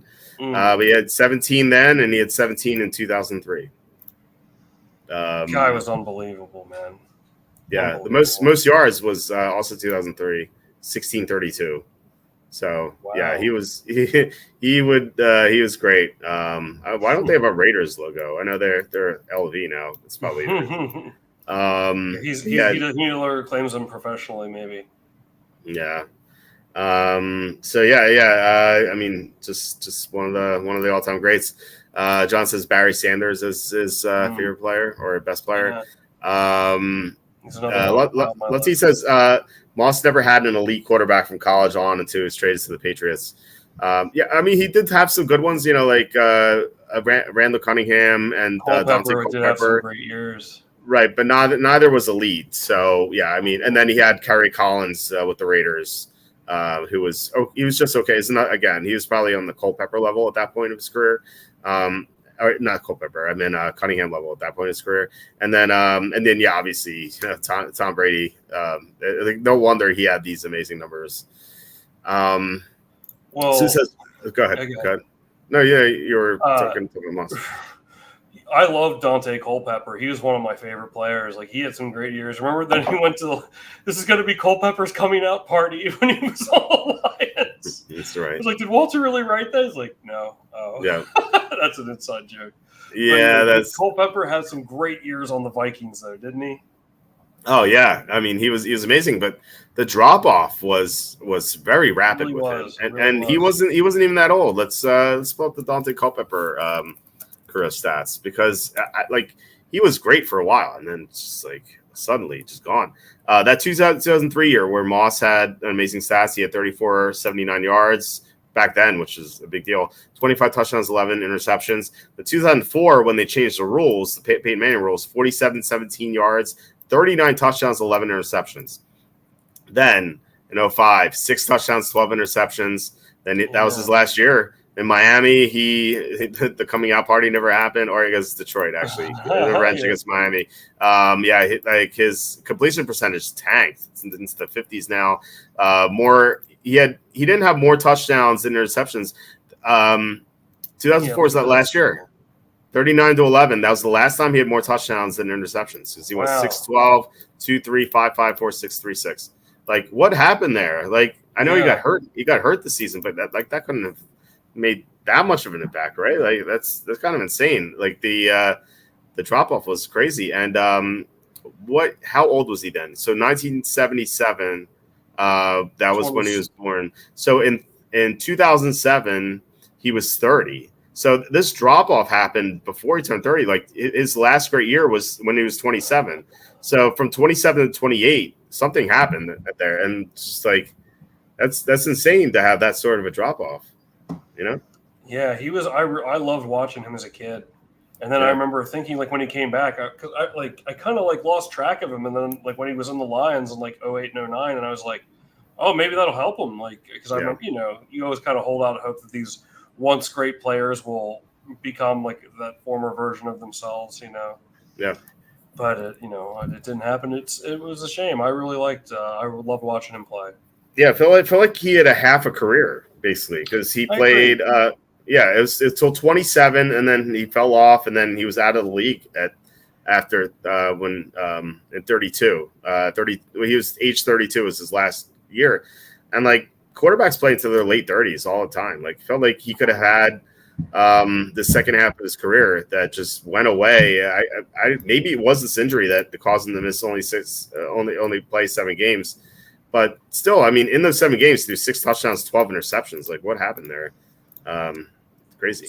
Speaking of old quarterbacks, let's talk about that Jets and 49ers game some more. Let's hammer on a couple more points. Let's get to the comments, then yeah, we'll get to that. Sue says, forecast for a high of 118 tomorrow in Las Vegas. I will be in Las Vegas in 11 days. I said this last time.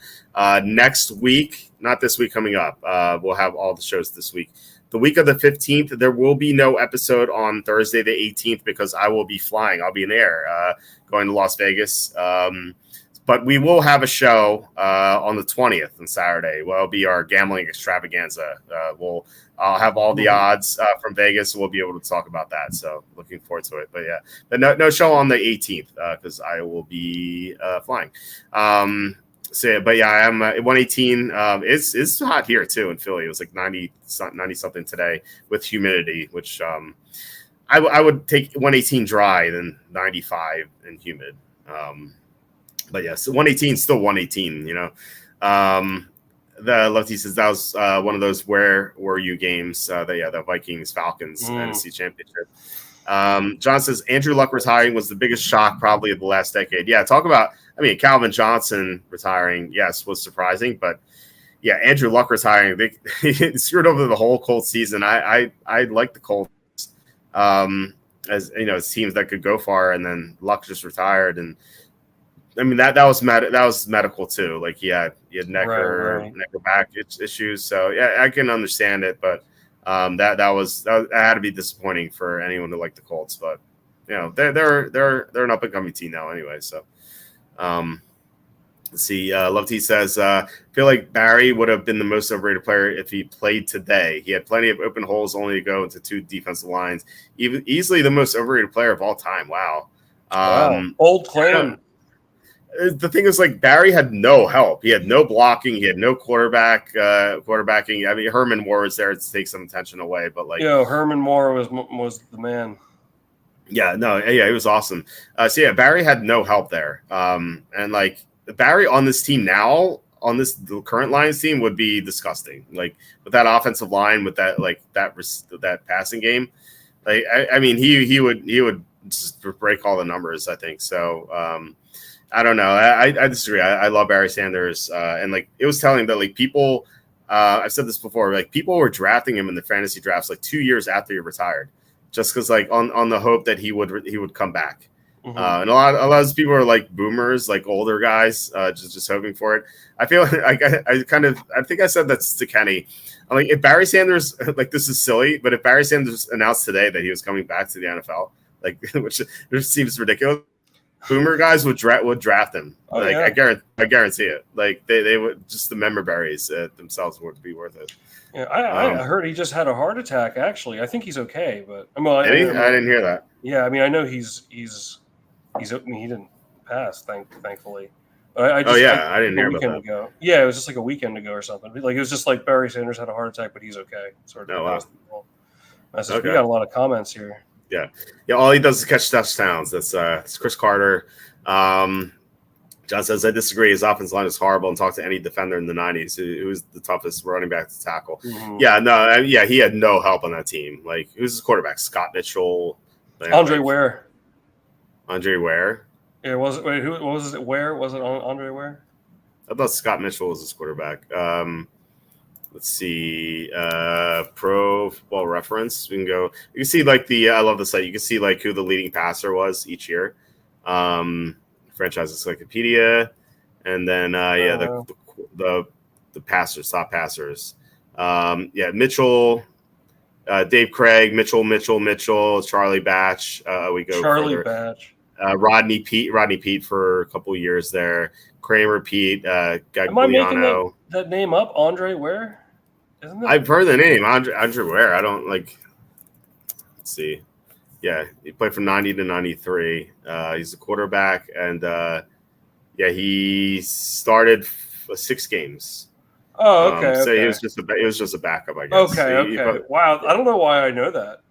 Yeah. That's kind of No, yeah. obscure for me to know. I remember, Rodney Pete was their quarterback the one year they went to the playoffs. But yeah, no, maybe he was the Eagles quarterback who beat the Lions the one year they went to the playoffs, I think.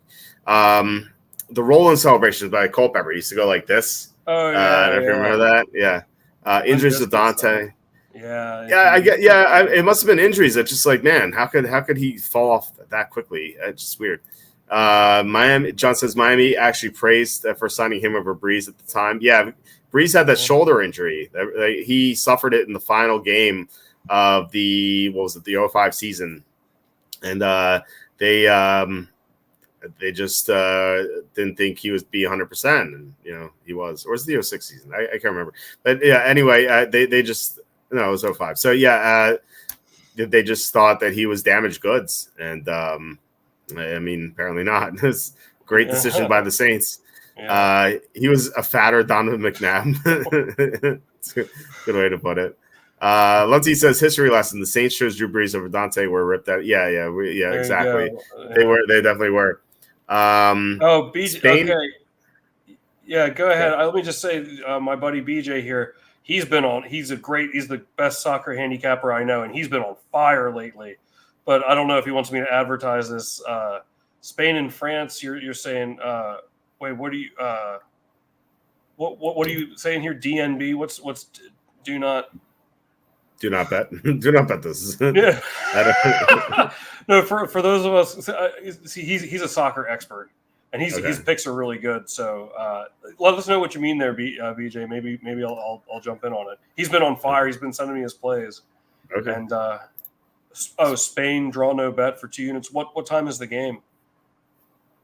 My problem with betting soccer is like if you go to like the soccer tab, at least in like Bookmaker, they have like a billion options and like, wait, which league is this? And like I can't ever find it. Yeah, so I usually have to ask Nostradunum here for assistance on that. My guy here is an expert. So maybe I'll check that out. I'll have to see what time that game is. Okay. But anyhow, where are we going? Where are we trying to go to? Was Andrew a bust? Andrew Luck? No. I mean, it was. I would call it a letdown before I called it a bust. And he certainly it was. He was not a bust. I would say it's underwhelming because there was so much potential and it just got ruined by injury. But he had some great moments for sure. He was outstanding when he was healthy. But there just weren't enough years. Just. It was an incomplete career, kind of like Culpepper's. It was. I felt like it was a letdown. I remember I was at my girlfriend at the time, her sister's birthday party. They had like a big party, and this guy that was there, he's like, "Did you just hear like Andrew Luck was just retired?" I was like, "Oh my god!" Like I was. Yeah, it felt like it was too short for sure, but. Mm-hmm. I mean, he's got to do. Sometimes you think of it like, I can't believe Peyton Manning came back when he did. After the neck thing, it's like, man, it's like, yeah, you'd love to see him get another. It's like, yeah, you want to get another ring, right? But it's like you also don't want to be in a damn wheelchair the rest of your life. You know what I mean? So, but I mean, thankfully it worked out for him. He got another ring, and he's doing all right. So. Yeah, I mean, he's a great second career as the on the Manning cast. I think that's pretty outstanding. Unfortunately, I can't watch it. It's the same problem as listening to music because I listen to them and like I suddenly start typing what things they're saying when I'm writing. So I just can't do it, unfortunately. But I would watch it. I would watch their cast instead of the regular one if I could. It's just not possible for me. Lefty says I watched Barry play. He had blocking. He just chose to try be a higher. He was a hot dog. I don't know, man. That blocking I thought was pretty bad. I didn't think he had the blocking, personally, but that was a long time ago. John says only Chiefs fan would think Barry was overrated. Wow, shots are being fired. Yeah. And BJ says Euros Tuesday is going to move. Okay. Well, I'll try to get in on it now because your boy hit. I hit a nice prop bet today. I only bet a few home run props a week, and they've been hot. I took Adley Rushman today, so maybe I'll use some of my Adley Rushman winnings there for that. So hold on a second. So you're saying you bet Spain and draw? No, What is this? Yeah, okay. So correct me if I'm wrong, BJ. Draw no bet basically means like if it goes into overtime, then it's a push. So like you don't get the same odds you would get if they just win outright in regulation, but like you kind of get like that safety net of like it's a push if it's a draw. Okay. So like, I don't have that option here. It just says Spain plus 151, France plus 210, draw plus 195. you might have to go into like the props or something like that. Maybe it's under there. I'll have to see if I can find it. Yeah, I don't know. I mean, they only have the one option there, so maybe throw it on Spain straight up, man. What if they catch lightning? Yeah, now I'm betting stuff I don't know about. So so wait, here we go. Is this it? Spain minus 128? I don't know. Is that? I don't know. I don't know what I'm doing here. Like I said, I'm not sure. I'm kind of bewildered by this soccer betting stuff. Maybe more wagers. Hit more wagers. Okay. To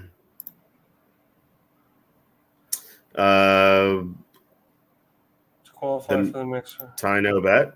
Is that it? Yeah, there you go. Tie no bet. There you go. Oh, minus 130. Okay. Minus 130. Okay. All right. That's so you're saying. Yeah, you like BJ likes 2 units on that. I think that's an interesting play. How's that number, BJ? Is that minus 130? Is that a good number, or should I shop for something better? Okay, so while we're he's getting back to us on that. What did you think of shifting gears? What did you think of Reggie Miller? You said he was your favorite basketball player, right? I just want to see what you say. No, but like, I mean, a lot of people don't like Reggie, but I always thought he was all right. What did you think of him? He annoyed the hell out of me because, as a Sixers fan growing up, the Pacers knocked the Sixers out of the playoffs 2 years in a row with Iverson. And so I always despised him when he was playing. Like, I was like, man, Reggie's going to kill us again. But no, I mean, just outside of those 2 series, I always respected him. It's always rooted for him over the Knicks. The Knicks and Pacers had some legendary series. So I'd always root for the Pacers just because I didn't like New York. And so, yeah, I mean, I would usually root for Reggie, but then when the Sixers played him, I wouldn't. My favorite players were Malone and Stockton. I always loved that Utah team. Oh, yeah. Yeah, so they were. Yeah, I can't say when people say like, "Oh, Jordan didn't have," like when the people who say LeBron is the GOAT over Jordan, they say that like Jordan didn't have to play anybody. It's like you have no idea. Like people that say that have no idea. Like those Jazz teams could have beat him. They were really, really good. They were deep.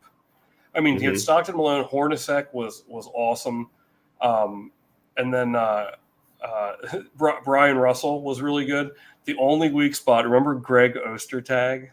Yes. Man, if they had and no shade, I loved Ostertag just like because he looked that he had like that flat top buzz cut, remember? Yep.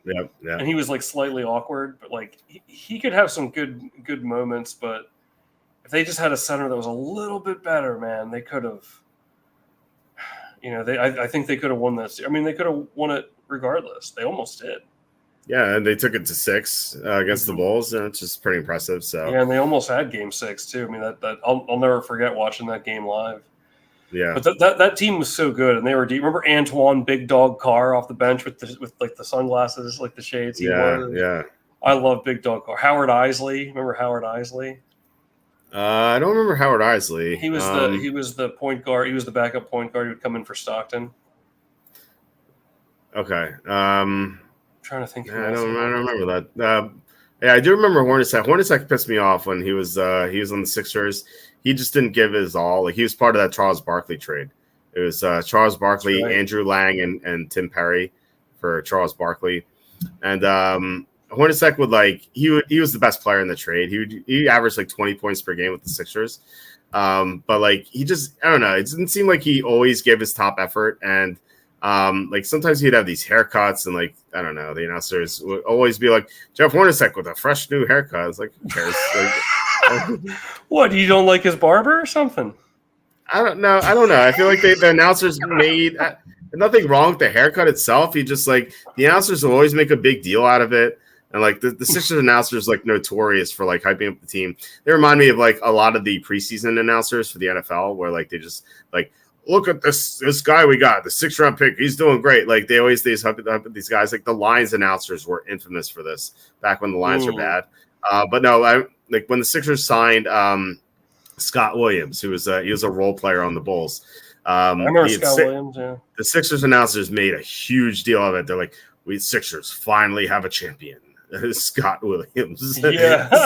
I was like, "Are you like?" I was like 12. I was like, "Dude, come on! You can't sell this to a 12-year-old. How are you selling this to adults?"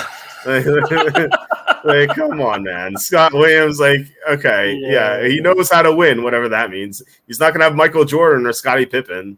But he knows how to win. It's like, come on. Oh my god. Yeah, I mean, I think that counts for something, but like, you know, it's not like people. It's just like wishful thinking. People want to like hope it'll, like I feel that way. The Magic signed Kentavious Caldwell-Pope. Okay, like I thought that they were going to make a bigger splash. I wish they had, but like, I mean, he is like a veteran. Like he's a shooter, which they kind of need. Like I think he's going to help, but I don't think he's going to be like a huge help necessarily, like, but I think it's positive, but I was hoping they were going to get something better. You know what it reminds me of is teams hire assistants, where they're like, this guy knows how to win. He's been the Patriots organization for years. Yeah. And it never works out because like, yeah, this assistant coach who now is on a new team doesn't have Tom Brady or Bill Belichick. It's like you're getting you're not getting the real product here. Like you're not getting Belichick or Brady. It's a funny thing where like people just assume that what it reminds me of also is like the whole nepotism thing that we know with like LeBron James and nepotism James, where like people just assume that LeBron's son is going to be a great player or at least a good player just because he's LeBron's son. That doesn't mean anything. He scored 4 points. I actually made a joke about it. But like awful announcing, which is like stupid leftist site. They're like ESPN is banking on great ratings from Bronny James, and like I quote tweeted them like yeah, people are gonna be so excited about the 4 points he's gonna score per game, and he scored 4 points exactly in the first game. Exactly. I was like, wow, I called this one. That's awesome. Yeah, I mean, I hope it turns out all right. But like, can you imagine how tough it would be to be like him or to be like Michael Jordan's son? I bet there's a lot of pressure. I bet like there's like something that kind of weighs on you. It's like you're always going to live in that shadow, like especially if you choose to play basketball. It has to be difficult. The expectations are super high. And it's like, how do you live up to being the next Michael Jordan? Like, even if you're a really good player, like you'll never be another one of those players, pretty much. Right, exactly. So I bet that's psychologically taxing on some level. Yeah. I mean, to mention Game of Thrones, you had Tywin Lannister, this great leader, and you had like it's Joffrey. You have Jaime, who's like sleeps with the sister, and you have Tyrion, who whores around. Like Tyrion's a smart guy, but he bangs a lot of like prostitutes and his kids are effed up because they have these higher stations. But yeah, you see that a lot for sure, especially with politicians. Like politicians are usually busy; they don't have time to pay attention to their kids, and like their kids usually grow up to be crack addicts, or something of that nature. Look at Hunter Biden. He's a pretty messed up kid. So just because his dad is a scumbag, scumbag politician just wants power. So yeah. Yeah. Oh, we're getting some comments here. This is great. Yeah, we have quite a few. EJ says he's minus 122 on his book, so minus 130 is not a huge difference. I'll probably just bet it. So thanks for the suggestion, BJ. Yeah, appreciate it. Root for Spain here. I can't name a single player on either team, but I'm probably not even watching him. I'll probably forget about it, and I'll be like, wait, how did I get credited for these winnings? Yeah. I mean, how did I get credit for these winnings on FanDuel? and then I'll remember. John says, I get what you're saying. The analytics will probably sacrifice a 2-yard loss. It's just as good of a chance of getting a 40-yard touchdown if you make him miss in the backfield. I mean, Barry could just do some special things. And like normally you wouldn't want your running back to do that, but like Barry could turn like these negative runs into like huge gains. Like he did that all the time. And then John saying plus Walt would average 4 yards per carry behind that 90s Cowboys offensive line. I don't know. I'm small and fat at this point in my career, my lifetime. So your career, my career. I was about to say my career. You're running back. You did have a short-lived running back career. Yes, that's true. That's right. Yeah, the intramural flag football that we played the one time. Were you on the team that I played with? Were you on? I can't remember. You weren't. Okay. Someone needed a replacement, so they got me to do it. And I like false started on the first play. I felt like such an idiot. So I was so excited. They had me play a receiver. And then I was ready to go. I was so yanked up, and then just like a false start. And I felt like, oh, come on. I was like, sorry. I'm like, sorry, guys. I was so excited. And then they had me play defensive line for some reason. I went against this huge Asian guy. He he's like 200 something pounds. He just leveled me. I was like, oh man, why am I doing here? I should be playing quarterback. You had a lot of bad experiences with IM sports between that and the time you lost 69-10 in the basketball game. Yeah, 60. Yeah, we lost 69-10 and 79-20. But we were matched up against guys who used to play for Temple and LaSalle, and our tallest guy was 6'3". We had two guys over 6 feet. Where our tallest guy was 6'3". Their shortest guy was 6'2". It was so absurd. We had no chance. We had no chance. We were looking at these guys can we score anything? And it was actually 8-6. Or no, it was no. It was it was 10-8. It was 10-8. We were down 10-8.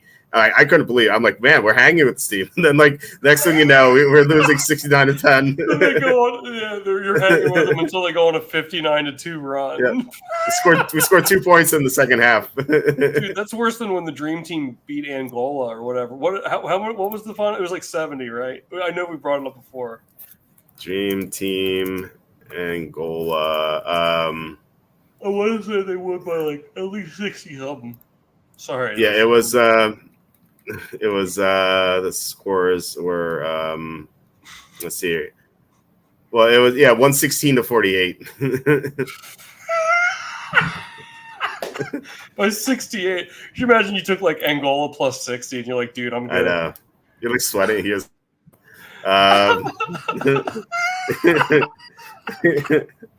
It's crazy. It's crazy. It's what's crazy is when in severe blowouts like that, teams would just empty their bench.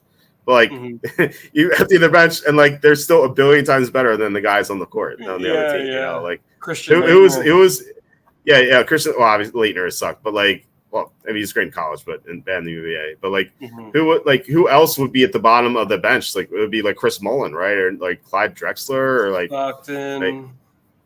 Stockton. It was absurd. Who would be at the final guys on the bench?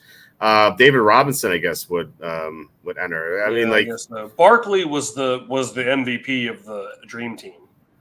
He did the most contributions. Jordan, of course, was great too, but I think Barkley was the main contributor. If I remember looking at the stats, people forget.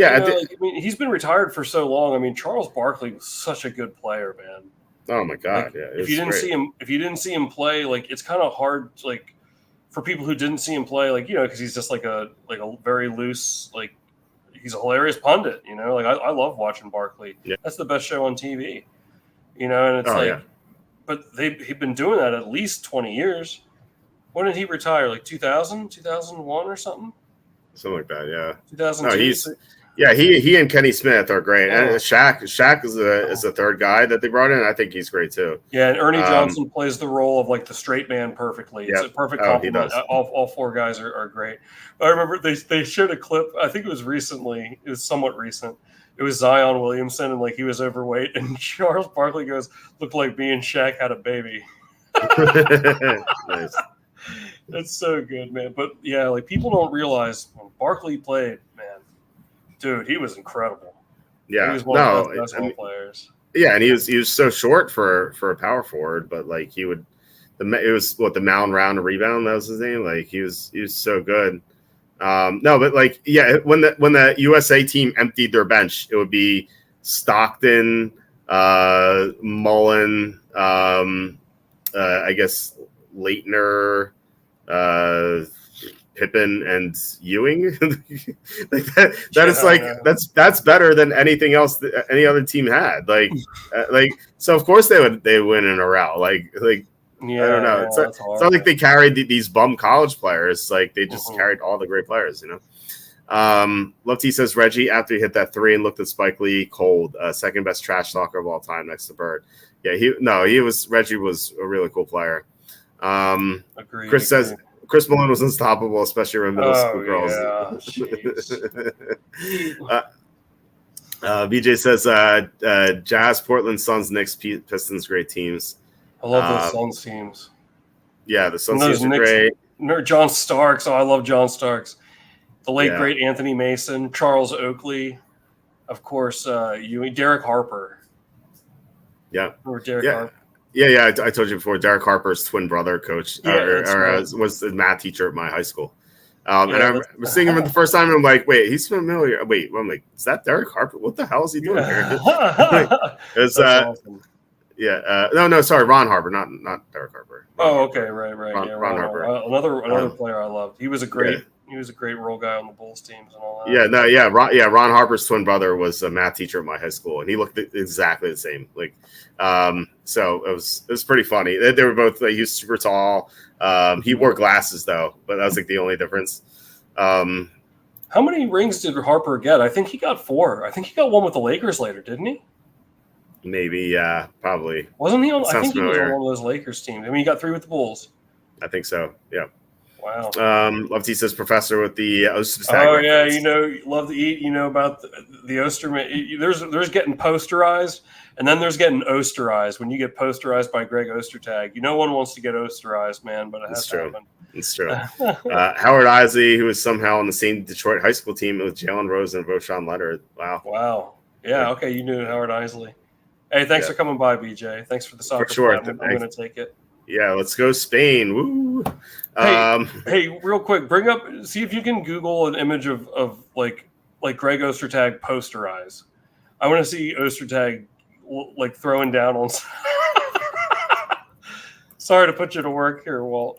Ostertag posterize. No, okay. Like this. Well, no, I want to see him dunk it on somebody else. I don't know if we're gonna do that. Oh, well, no, just put Greg Ostertag dunk. See what that. I really want to see this. I want to see a great Ostertag dunk here. There we go. It's a little small. Oh, nice, bro, dude. They just got Osterized. Look at that. Wait, show the other one with the all the way on the left. The one to the left of it, bro. Look at bro throw down here. Yeah. He got Osterized. Is that Vlade Divac is getting Osterized there? You see that? My dad hates Vlade Divac with a passion. He hates him so much. Because of the political issue. I you know what? I should have watched that. I never watched that. There's a 30 for 30 on it. Right? It doesn't have something to do didn't he flee his country or something? I don't know. I don't know if that's it, but sorry. I didn't. That was kind of a dick thing for me to assume. I don't know if maybe there's people that don't like him for. I don't know. Why does he not like Vlade Divac? I don't know. I never asked him. He's an idiot. I hate this guy. He always really? He hates. Number one on his crap list outside of politics is Adam Silver. He hates Adam Silver so much. He calls him. He looks like a penis head. He says stuff I cannot say. Our show would be banned from YouTube. He just goes off on Adam Silver. On Adam Silver? Really? Yeah, he hates Adam Silver so much. Wow. So many bad words. I can't say I'm surprised. Did you like David Stern? I thought he's okay. I mean, did a good job. I don't know. I don't know, just as a figure, growing up, he was kind of the face of the golden era of basketball in my life. I remember, it's I don't know, because he died on New Year's Day 2020. Mm-hmm. He survived. Well, he didn't make it. Yeah, he never saw COVID, unfortunately. It was right before Kobe Bryant passed, weeks before Kobe Bryant passed. Yeah. But I just remember that interview with him at the last year of the Bulls, the Bulls 6th championship. And he was just talking about the impact that Michael Jordan, the Bulls team, and he just goes, "It's an exciting time for the league and an exciting time in my life too." Mm-hmm. I don't know why. You just tell he loved it, and it's just I always thought he was cool, but my uncle hated David Stern. I don't know, like maybe there's probably like business dealings and like maybe shady. I don't know what, or some unknown is what I'm getting at. Yeah, I don't think my dad ever had an issue with David Stern. He just hated Adam Silver. So he hates Adam Silver so much. Really? Lefty says, without it, me, he was electric, no doubt. Barry didn't follow his blocking. If he had Dallas off his line, he would have run for almost the same yards. I don't disagree with that. I think that plus like there was supporting cast. He had Troy Aikman too, Michael Irvin, just to draw attention away from him. He wouldn't be able, like teams wouldn't be able to stack the box against Barry in that Dallas offense. Mm-hmm. John says, "Oh yeah, Emmett was great when he went to the Cardinals. We're gonna have to agree to disagree." Yeah, dude, Emmett on the Cardinals, he was on fire, man. No, that was still one of the worst free agent signings ever. It was yeah. John says, Walter run with the physicality and nastiness that bequeath his 195-pound body. Can you name me a great offensive line on the Bears? No. Jimbo Covert. Okay. Jim Covert, they love to eat, is one of the best offensive line. He was protected Dan Marino at Pitt, and then he was on those great Bears teams in the 80s. Yeah, Jimbo Covert. Let's see. So I'm an MU fan. Fans ripped him ruthlessly on the court. Is that Michigan? Yeah, I don't. Yeah, but who though? Maybe Leitner. Sure. No. Oh, okay. Yeah. No. Maybe. I don't know who he's talking about. Chris says Once Brothers is the best 30 for 30. Just rewatched it recently. Yeah. I saw a couple comments out. I forgot that Petrovic was the other player. Petrovic, if you dig deep enough in like NBA old archives, a lot of great players say that Drazen Petrovic was like one of the greatest players they've ever seen. Yeah, like Reggie Miller, like players like of that caliber, like Petrovic was like he was incredible. And then I couldn't believe he passed away. When I was like first got into basketball, he's the first sports player who died when I became a fan of any sport, and it just seemed so unreal to me that like like a guy who's just that physically great could just die. Like it just hit me. I was like 9, I was like, man, like, or 10 maybe. But I was like, I can't believe like a professional athlete would die like that. Like obviously old people die, but like like someone in that peak of shape who could die, like I just couldn't believe it when I was a kid, I know exactly. I can relate to that sentiment. I remember feeling similarly with similar matters when it comes to like athletes and stuff. Mm-hmm. I'll never forget. You were the one that told me that Kobe Bryant died. Oh, I was at a wedding, and I'll never forget. This is so like, it's like a flashbulb memory. Like I remember this very vividly. I was at a wedding, and I got a text from you, and it said 2 words: Kobe died. And I remember reading it, and I was like, let me state the obvious here. It's like, I knew who you meant. Like, how many people do you know named Kobe?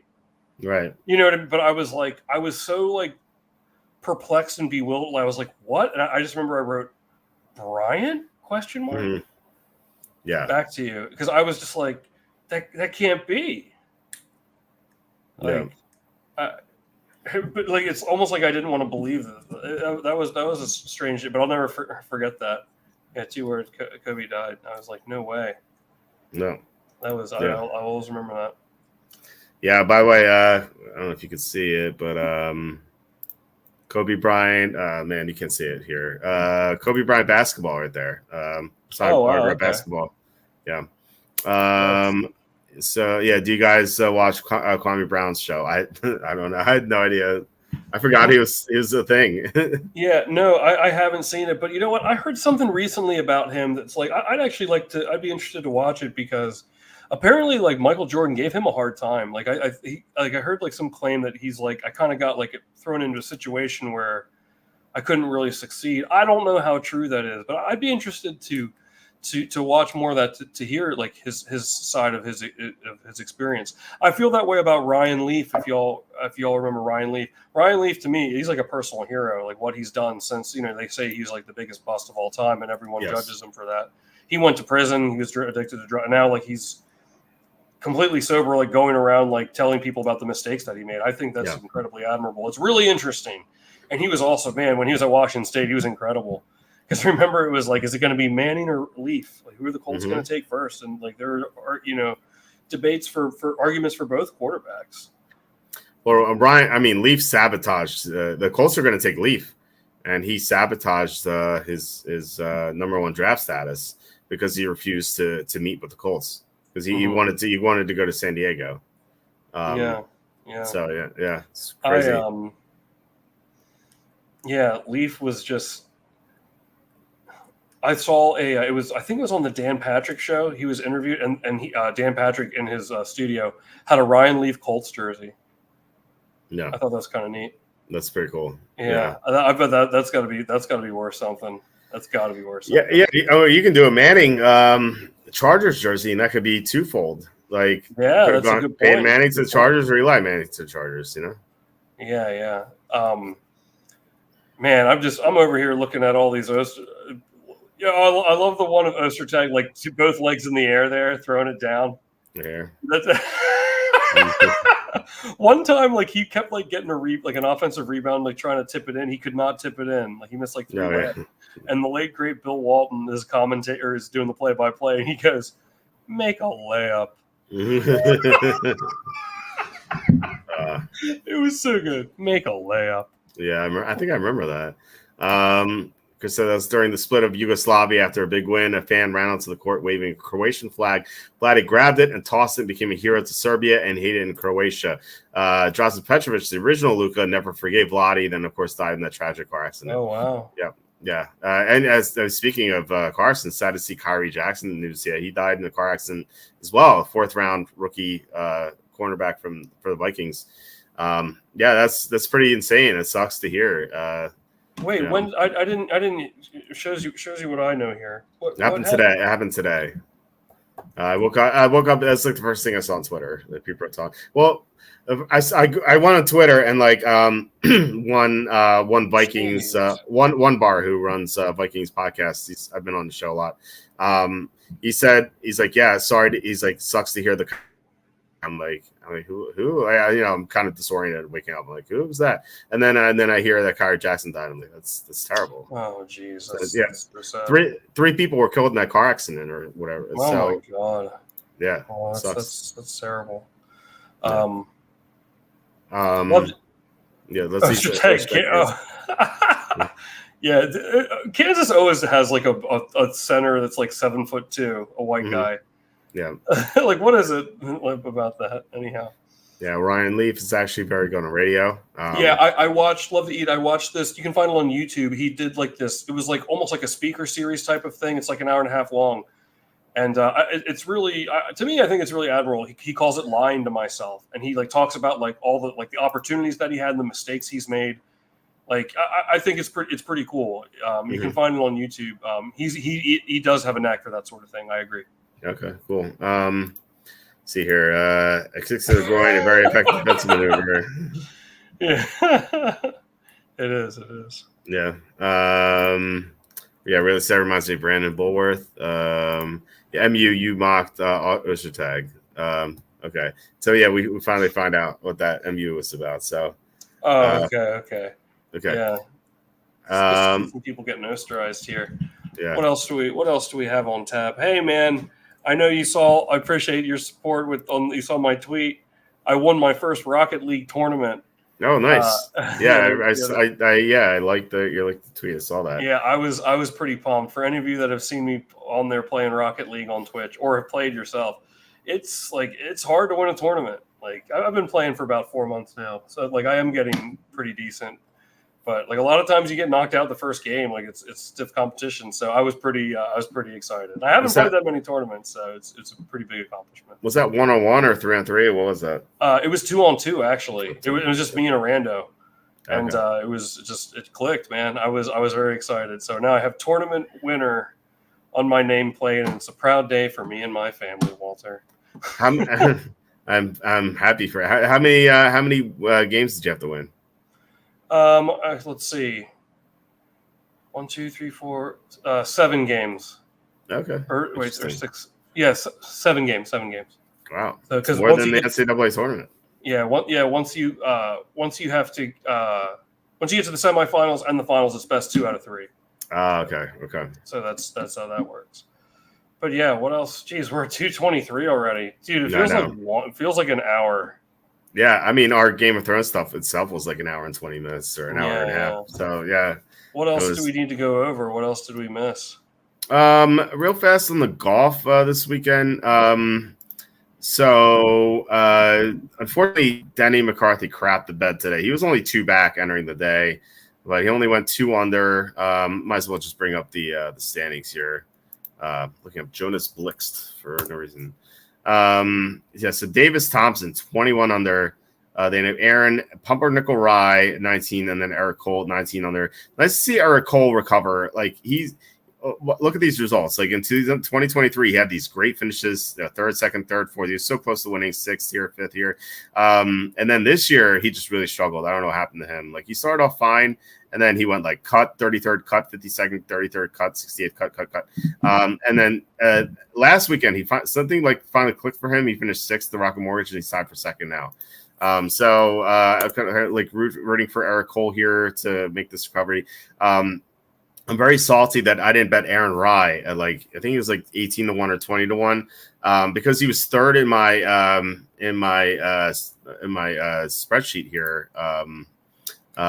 So in my model for this weekend, I just didn't I felt that he wasn't a great putter. That's why I didn't bet him. But I'm kind of salty that I didn't bet him. He's not a bad putter either, but he's he's average. You can look at his stats here. His putting is average. But his accuracy is off the charts. He's great with approach. And those are 2 of the 3 things you need. You need accuracy, approach, and putting at the John Deere. And so not a surprise that he's in 2nd. I'm kicking myself that I didn't bet him. He's 3 to 1 right now, I believe. Looking at the odds, he's plus 300. Davis Thompson's plus 105. Eric Cole's plus 450, and you have a bunch of guys 25 to 1 and so on. Kind of wondering what I should do. And unfortunately, Denny McCarthy right now is 150 to 1. He's 12th place right here at 14 under. Again, a -2. If he went -5, he'd be at 17 under, right in the mix. But yeah, I wouldn't take anyone below 15 under, I don't think. So you have some sketchy guys here, like Sammy Valimaki, Rico Huey, Carson Young, JD Spawn, Michael Thorne Bjornson's interesting. He's the top college player. And Luke Clanton is an amateur. So you have this is a weird dynamic here. And so I kind of almost want to bet these because these guys are such unknowns. But I'm not quite sure how good they are. Thor Bjornsson, his Pentagon's very small. He's only 22. And he doesn't have that many results. You look at, he's an amateur. He only 2 PGA results. He has 39th in cut. But this guy is an up and coming guy. He's only 22. And then you have Luke Clanton doesn't even have any metrics just because he's an amateur. And so it's so weird how they're up here. Hayden Springer, by the way, he went 12 under on day 1. He was on pace to go 48 under for this tournament. But he was even on day 2, and then he went 5 under today. Then you have Connecticut Pan, CD Pan. He's 17 under. I don't think he's that good either. You look at his stats. He's okay. He's fine. Nothing special. So no one intriguing. I wish there was someone intriguing to bet at 25 or 30 to 1. Just I don't know. These guys aren't good. Jordan Spieth's a good golfer, but he's 14 under. McCarthy's really good. He's 14 under. Lucas Glover. It feels like the better golfers. Sung J M 13 under. The better golfers here are 13 or 14 under. It's just a weird tournament. If there's only one guy up here, then I'd be okay, I'm gonna bet one of these guys. But it's 3 guys who have to collapse almost, and then you have these 17 unders too. So it's tough. So I think I'm considering betting Aaron Rye at 3 to 1. I think he's the best out of all the golfers. He's 2 back, so he's 3 to 1 right now. Maybe it's not great odds. He's 19.7% to win, which kind of says you shouldn't bet that at 3 to 1. He should be 5 to 1, according to that number. So maybe you'll do it live. Maybe he goes to 5 to 1 at some point. Maybe I'll do that live. But yeah, I don't think I'm gonna bet this. So I was just thinking about it. You're not interested in Thompson at plus 100? Well, he's 50. He's 51.6% to win. Okay. Fair enough. So looks like was it plus 105? Was it? It seems about right to me. You know, like I don't think you're getting a great deal here. What's Eric Cole? Eric Cole is he's 13.5% to win because he's not as good as Aaron Rye. Although again, like he was really good last year, so maybe he found something. I'm shocked to see he's 36. I thought he's younger than this, but yeah, no. I mean, Eric Cole is a guy who golfs every weekend. He works hard, and it was really disappointing to see him struggle like this. But yeah, maybe he's gotten his act together, and maybe he takes it here. He's plus 450, but again, his percentage to win means he should be higher. Like it should be at 13.5%. He should be like about 7.5 to 1. He should be plus 750. So you're not getting good odds here according to the data golf metrics.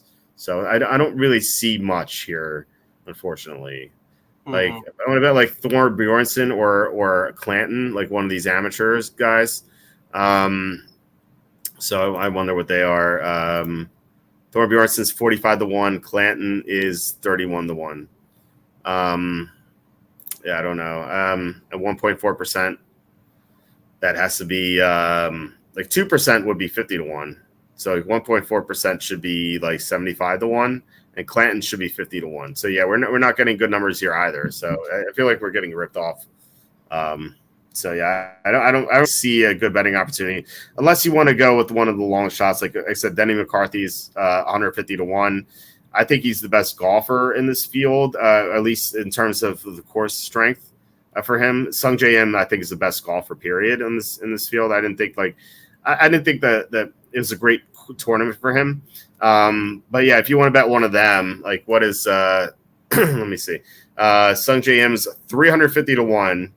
And what's McCarthy 150 to 1.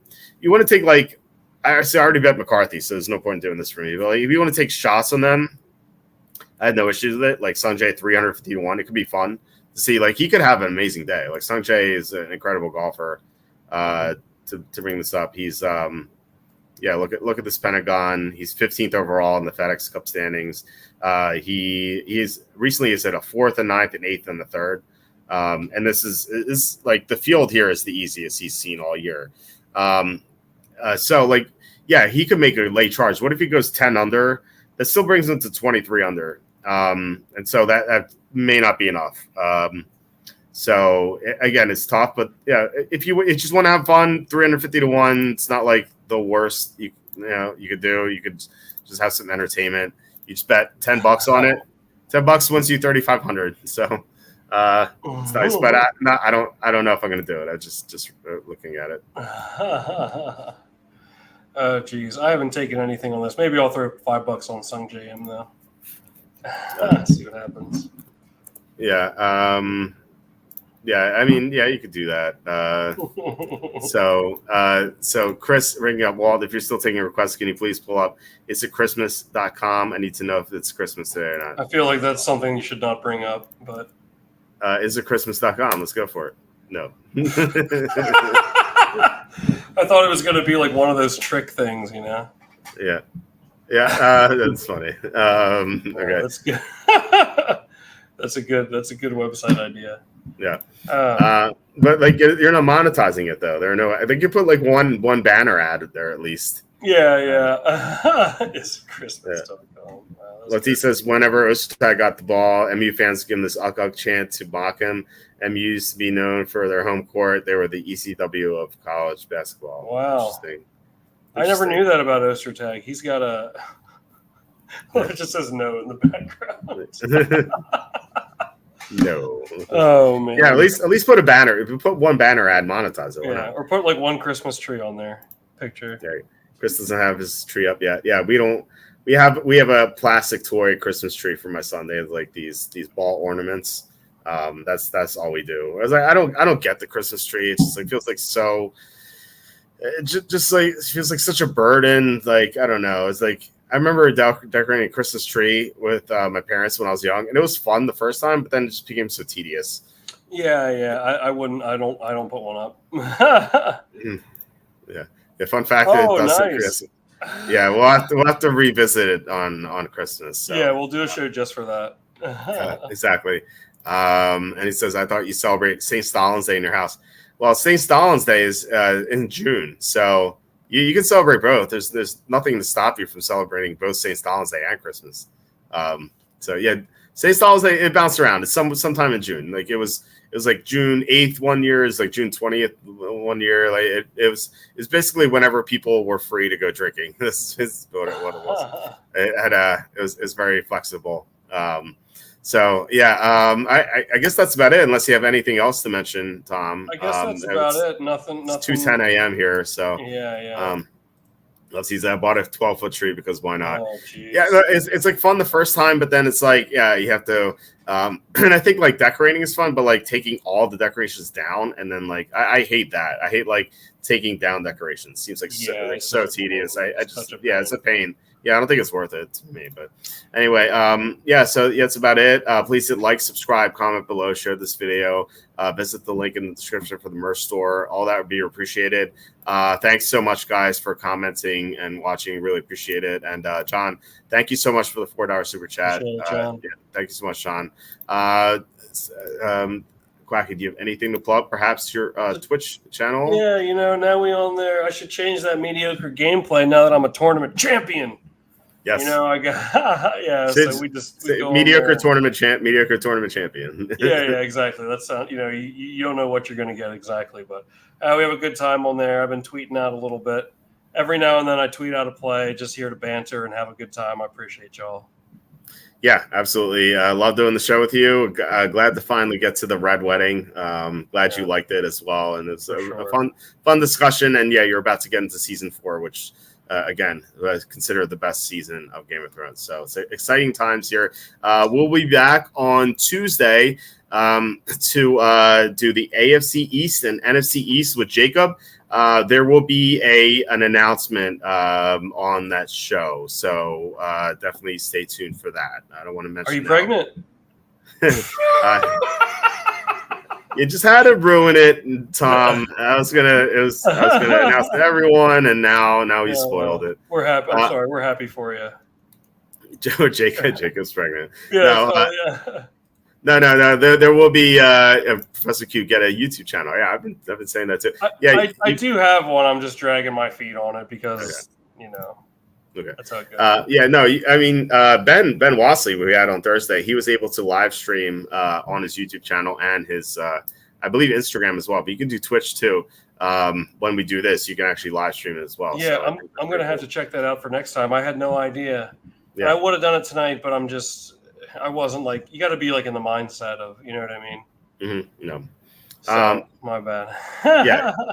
So we'll be back on Tuesday with Jacob with an announcement as well as the NFC East and AFC East, and then Wednesday with Kenny. Then Thursday, not sure who the guest is going to be, but Saturday we'll be back with Tom to talk about Game of Thrones some more and all the other stuff that we usually talk about. So full schedule next week before the week after, where Thursday I have off. But anyway, thanks so much, guys, once again for commenting, watching, and Tom. It's great doing the show with you, and I'll talk to you later.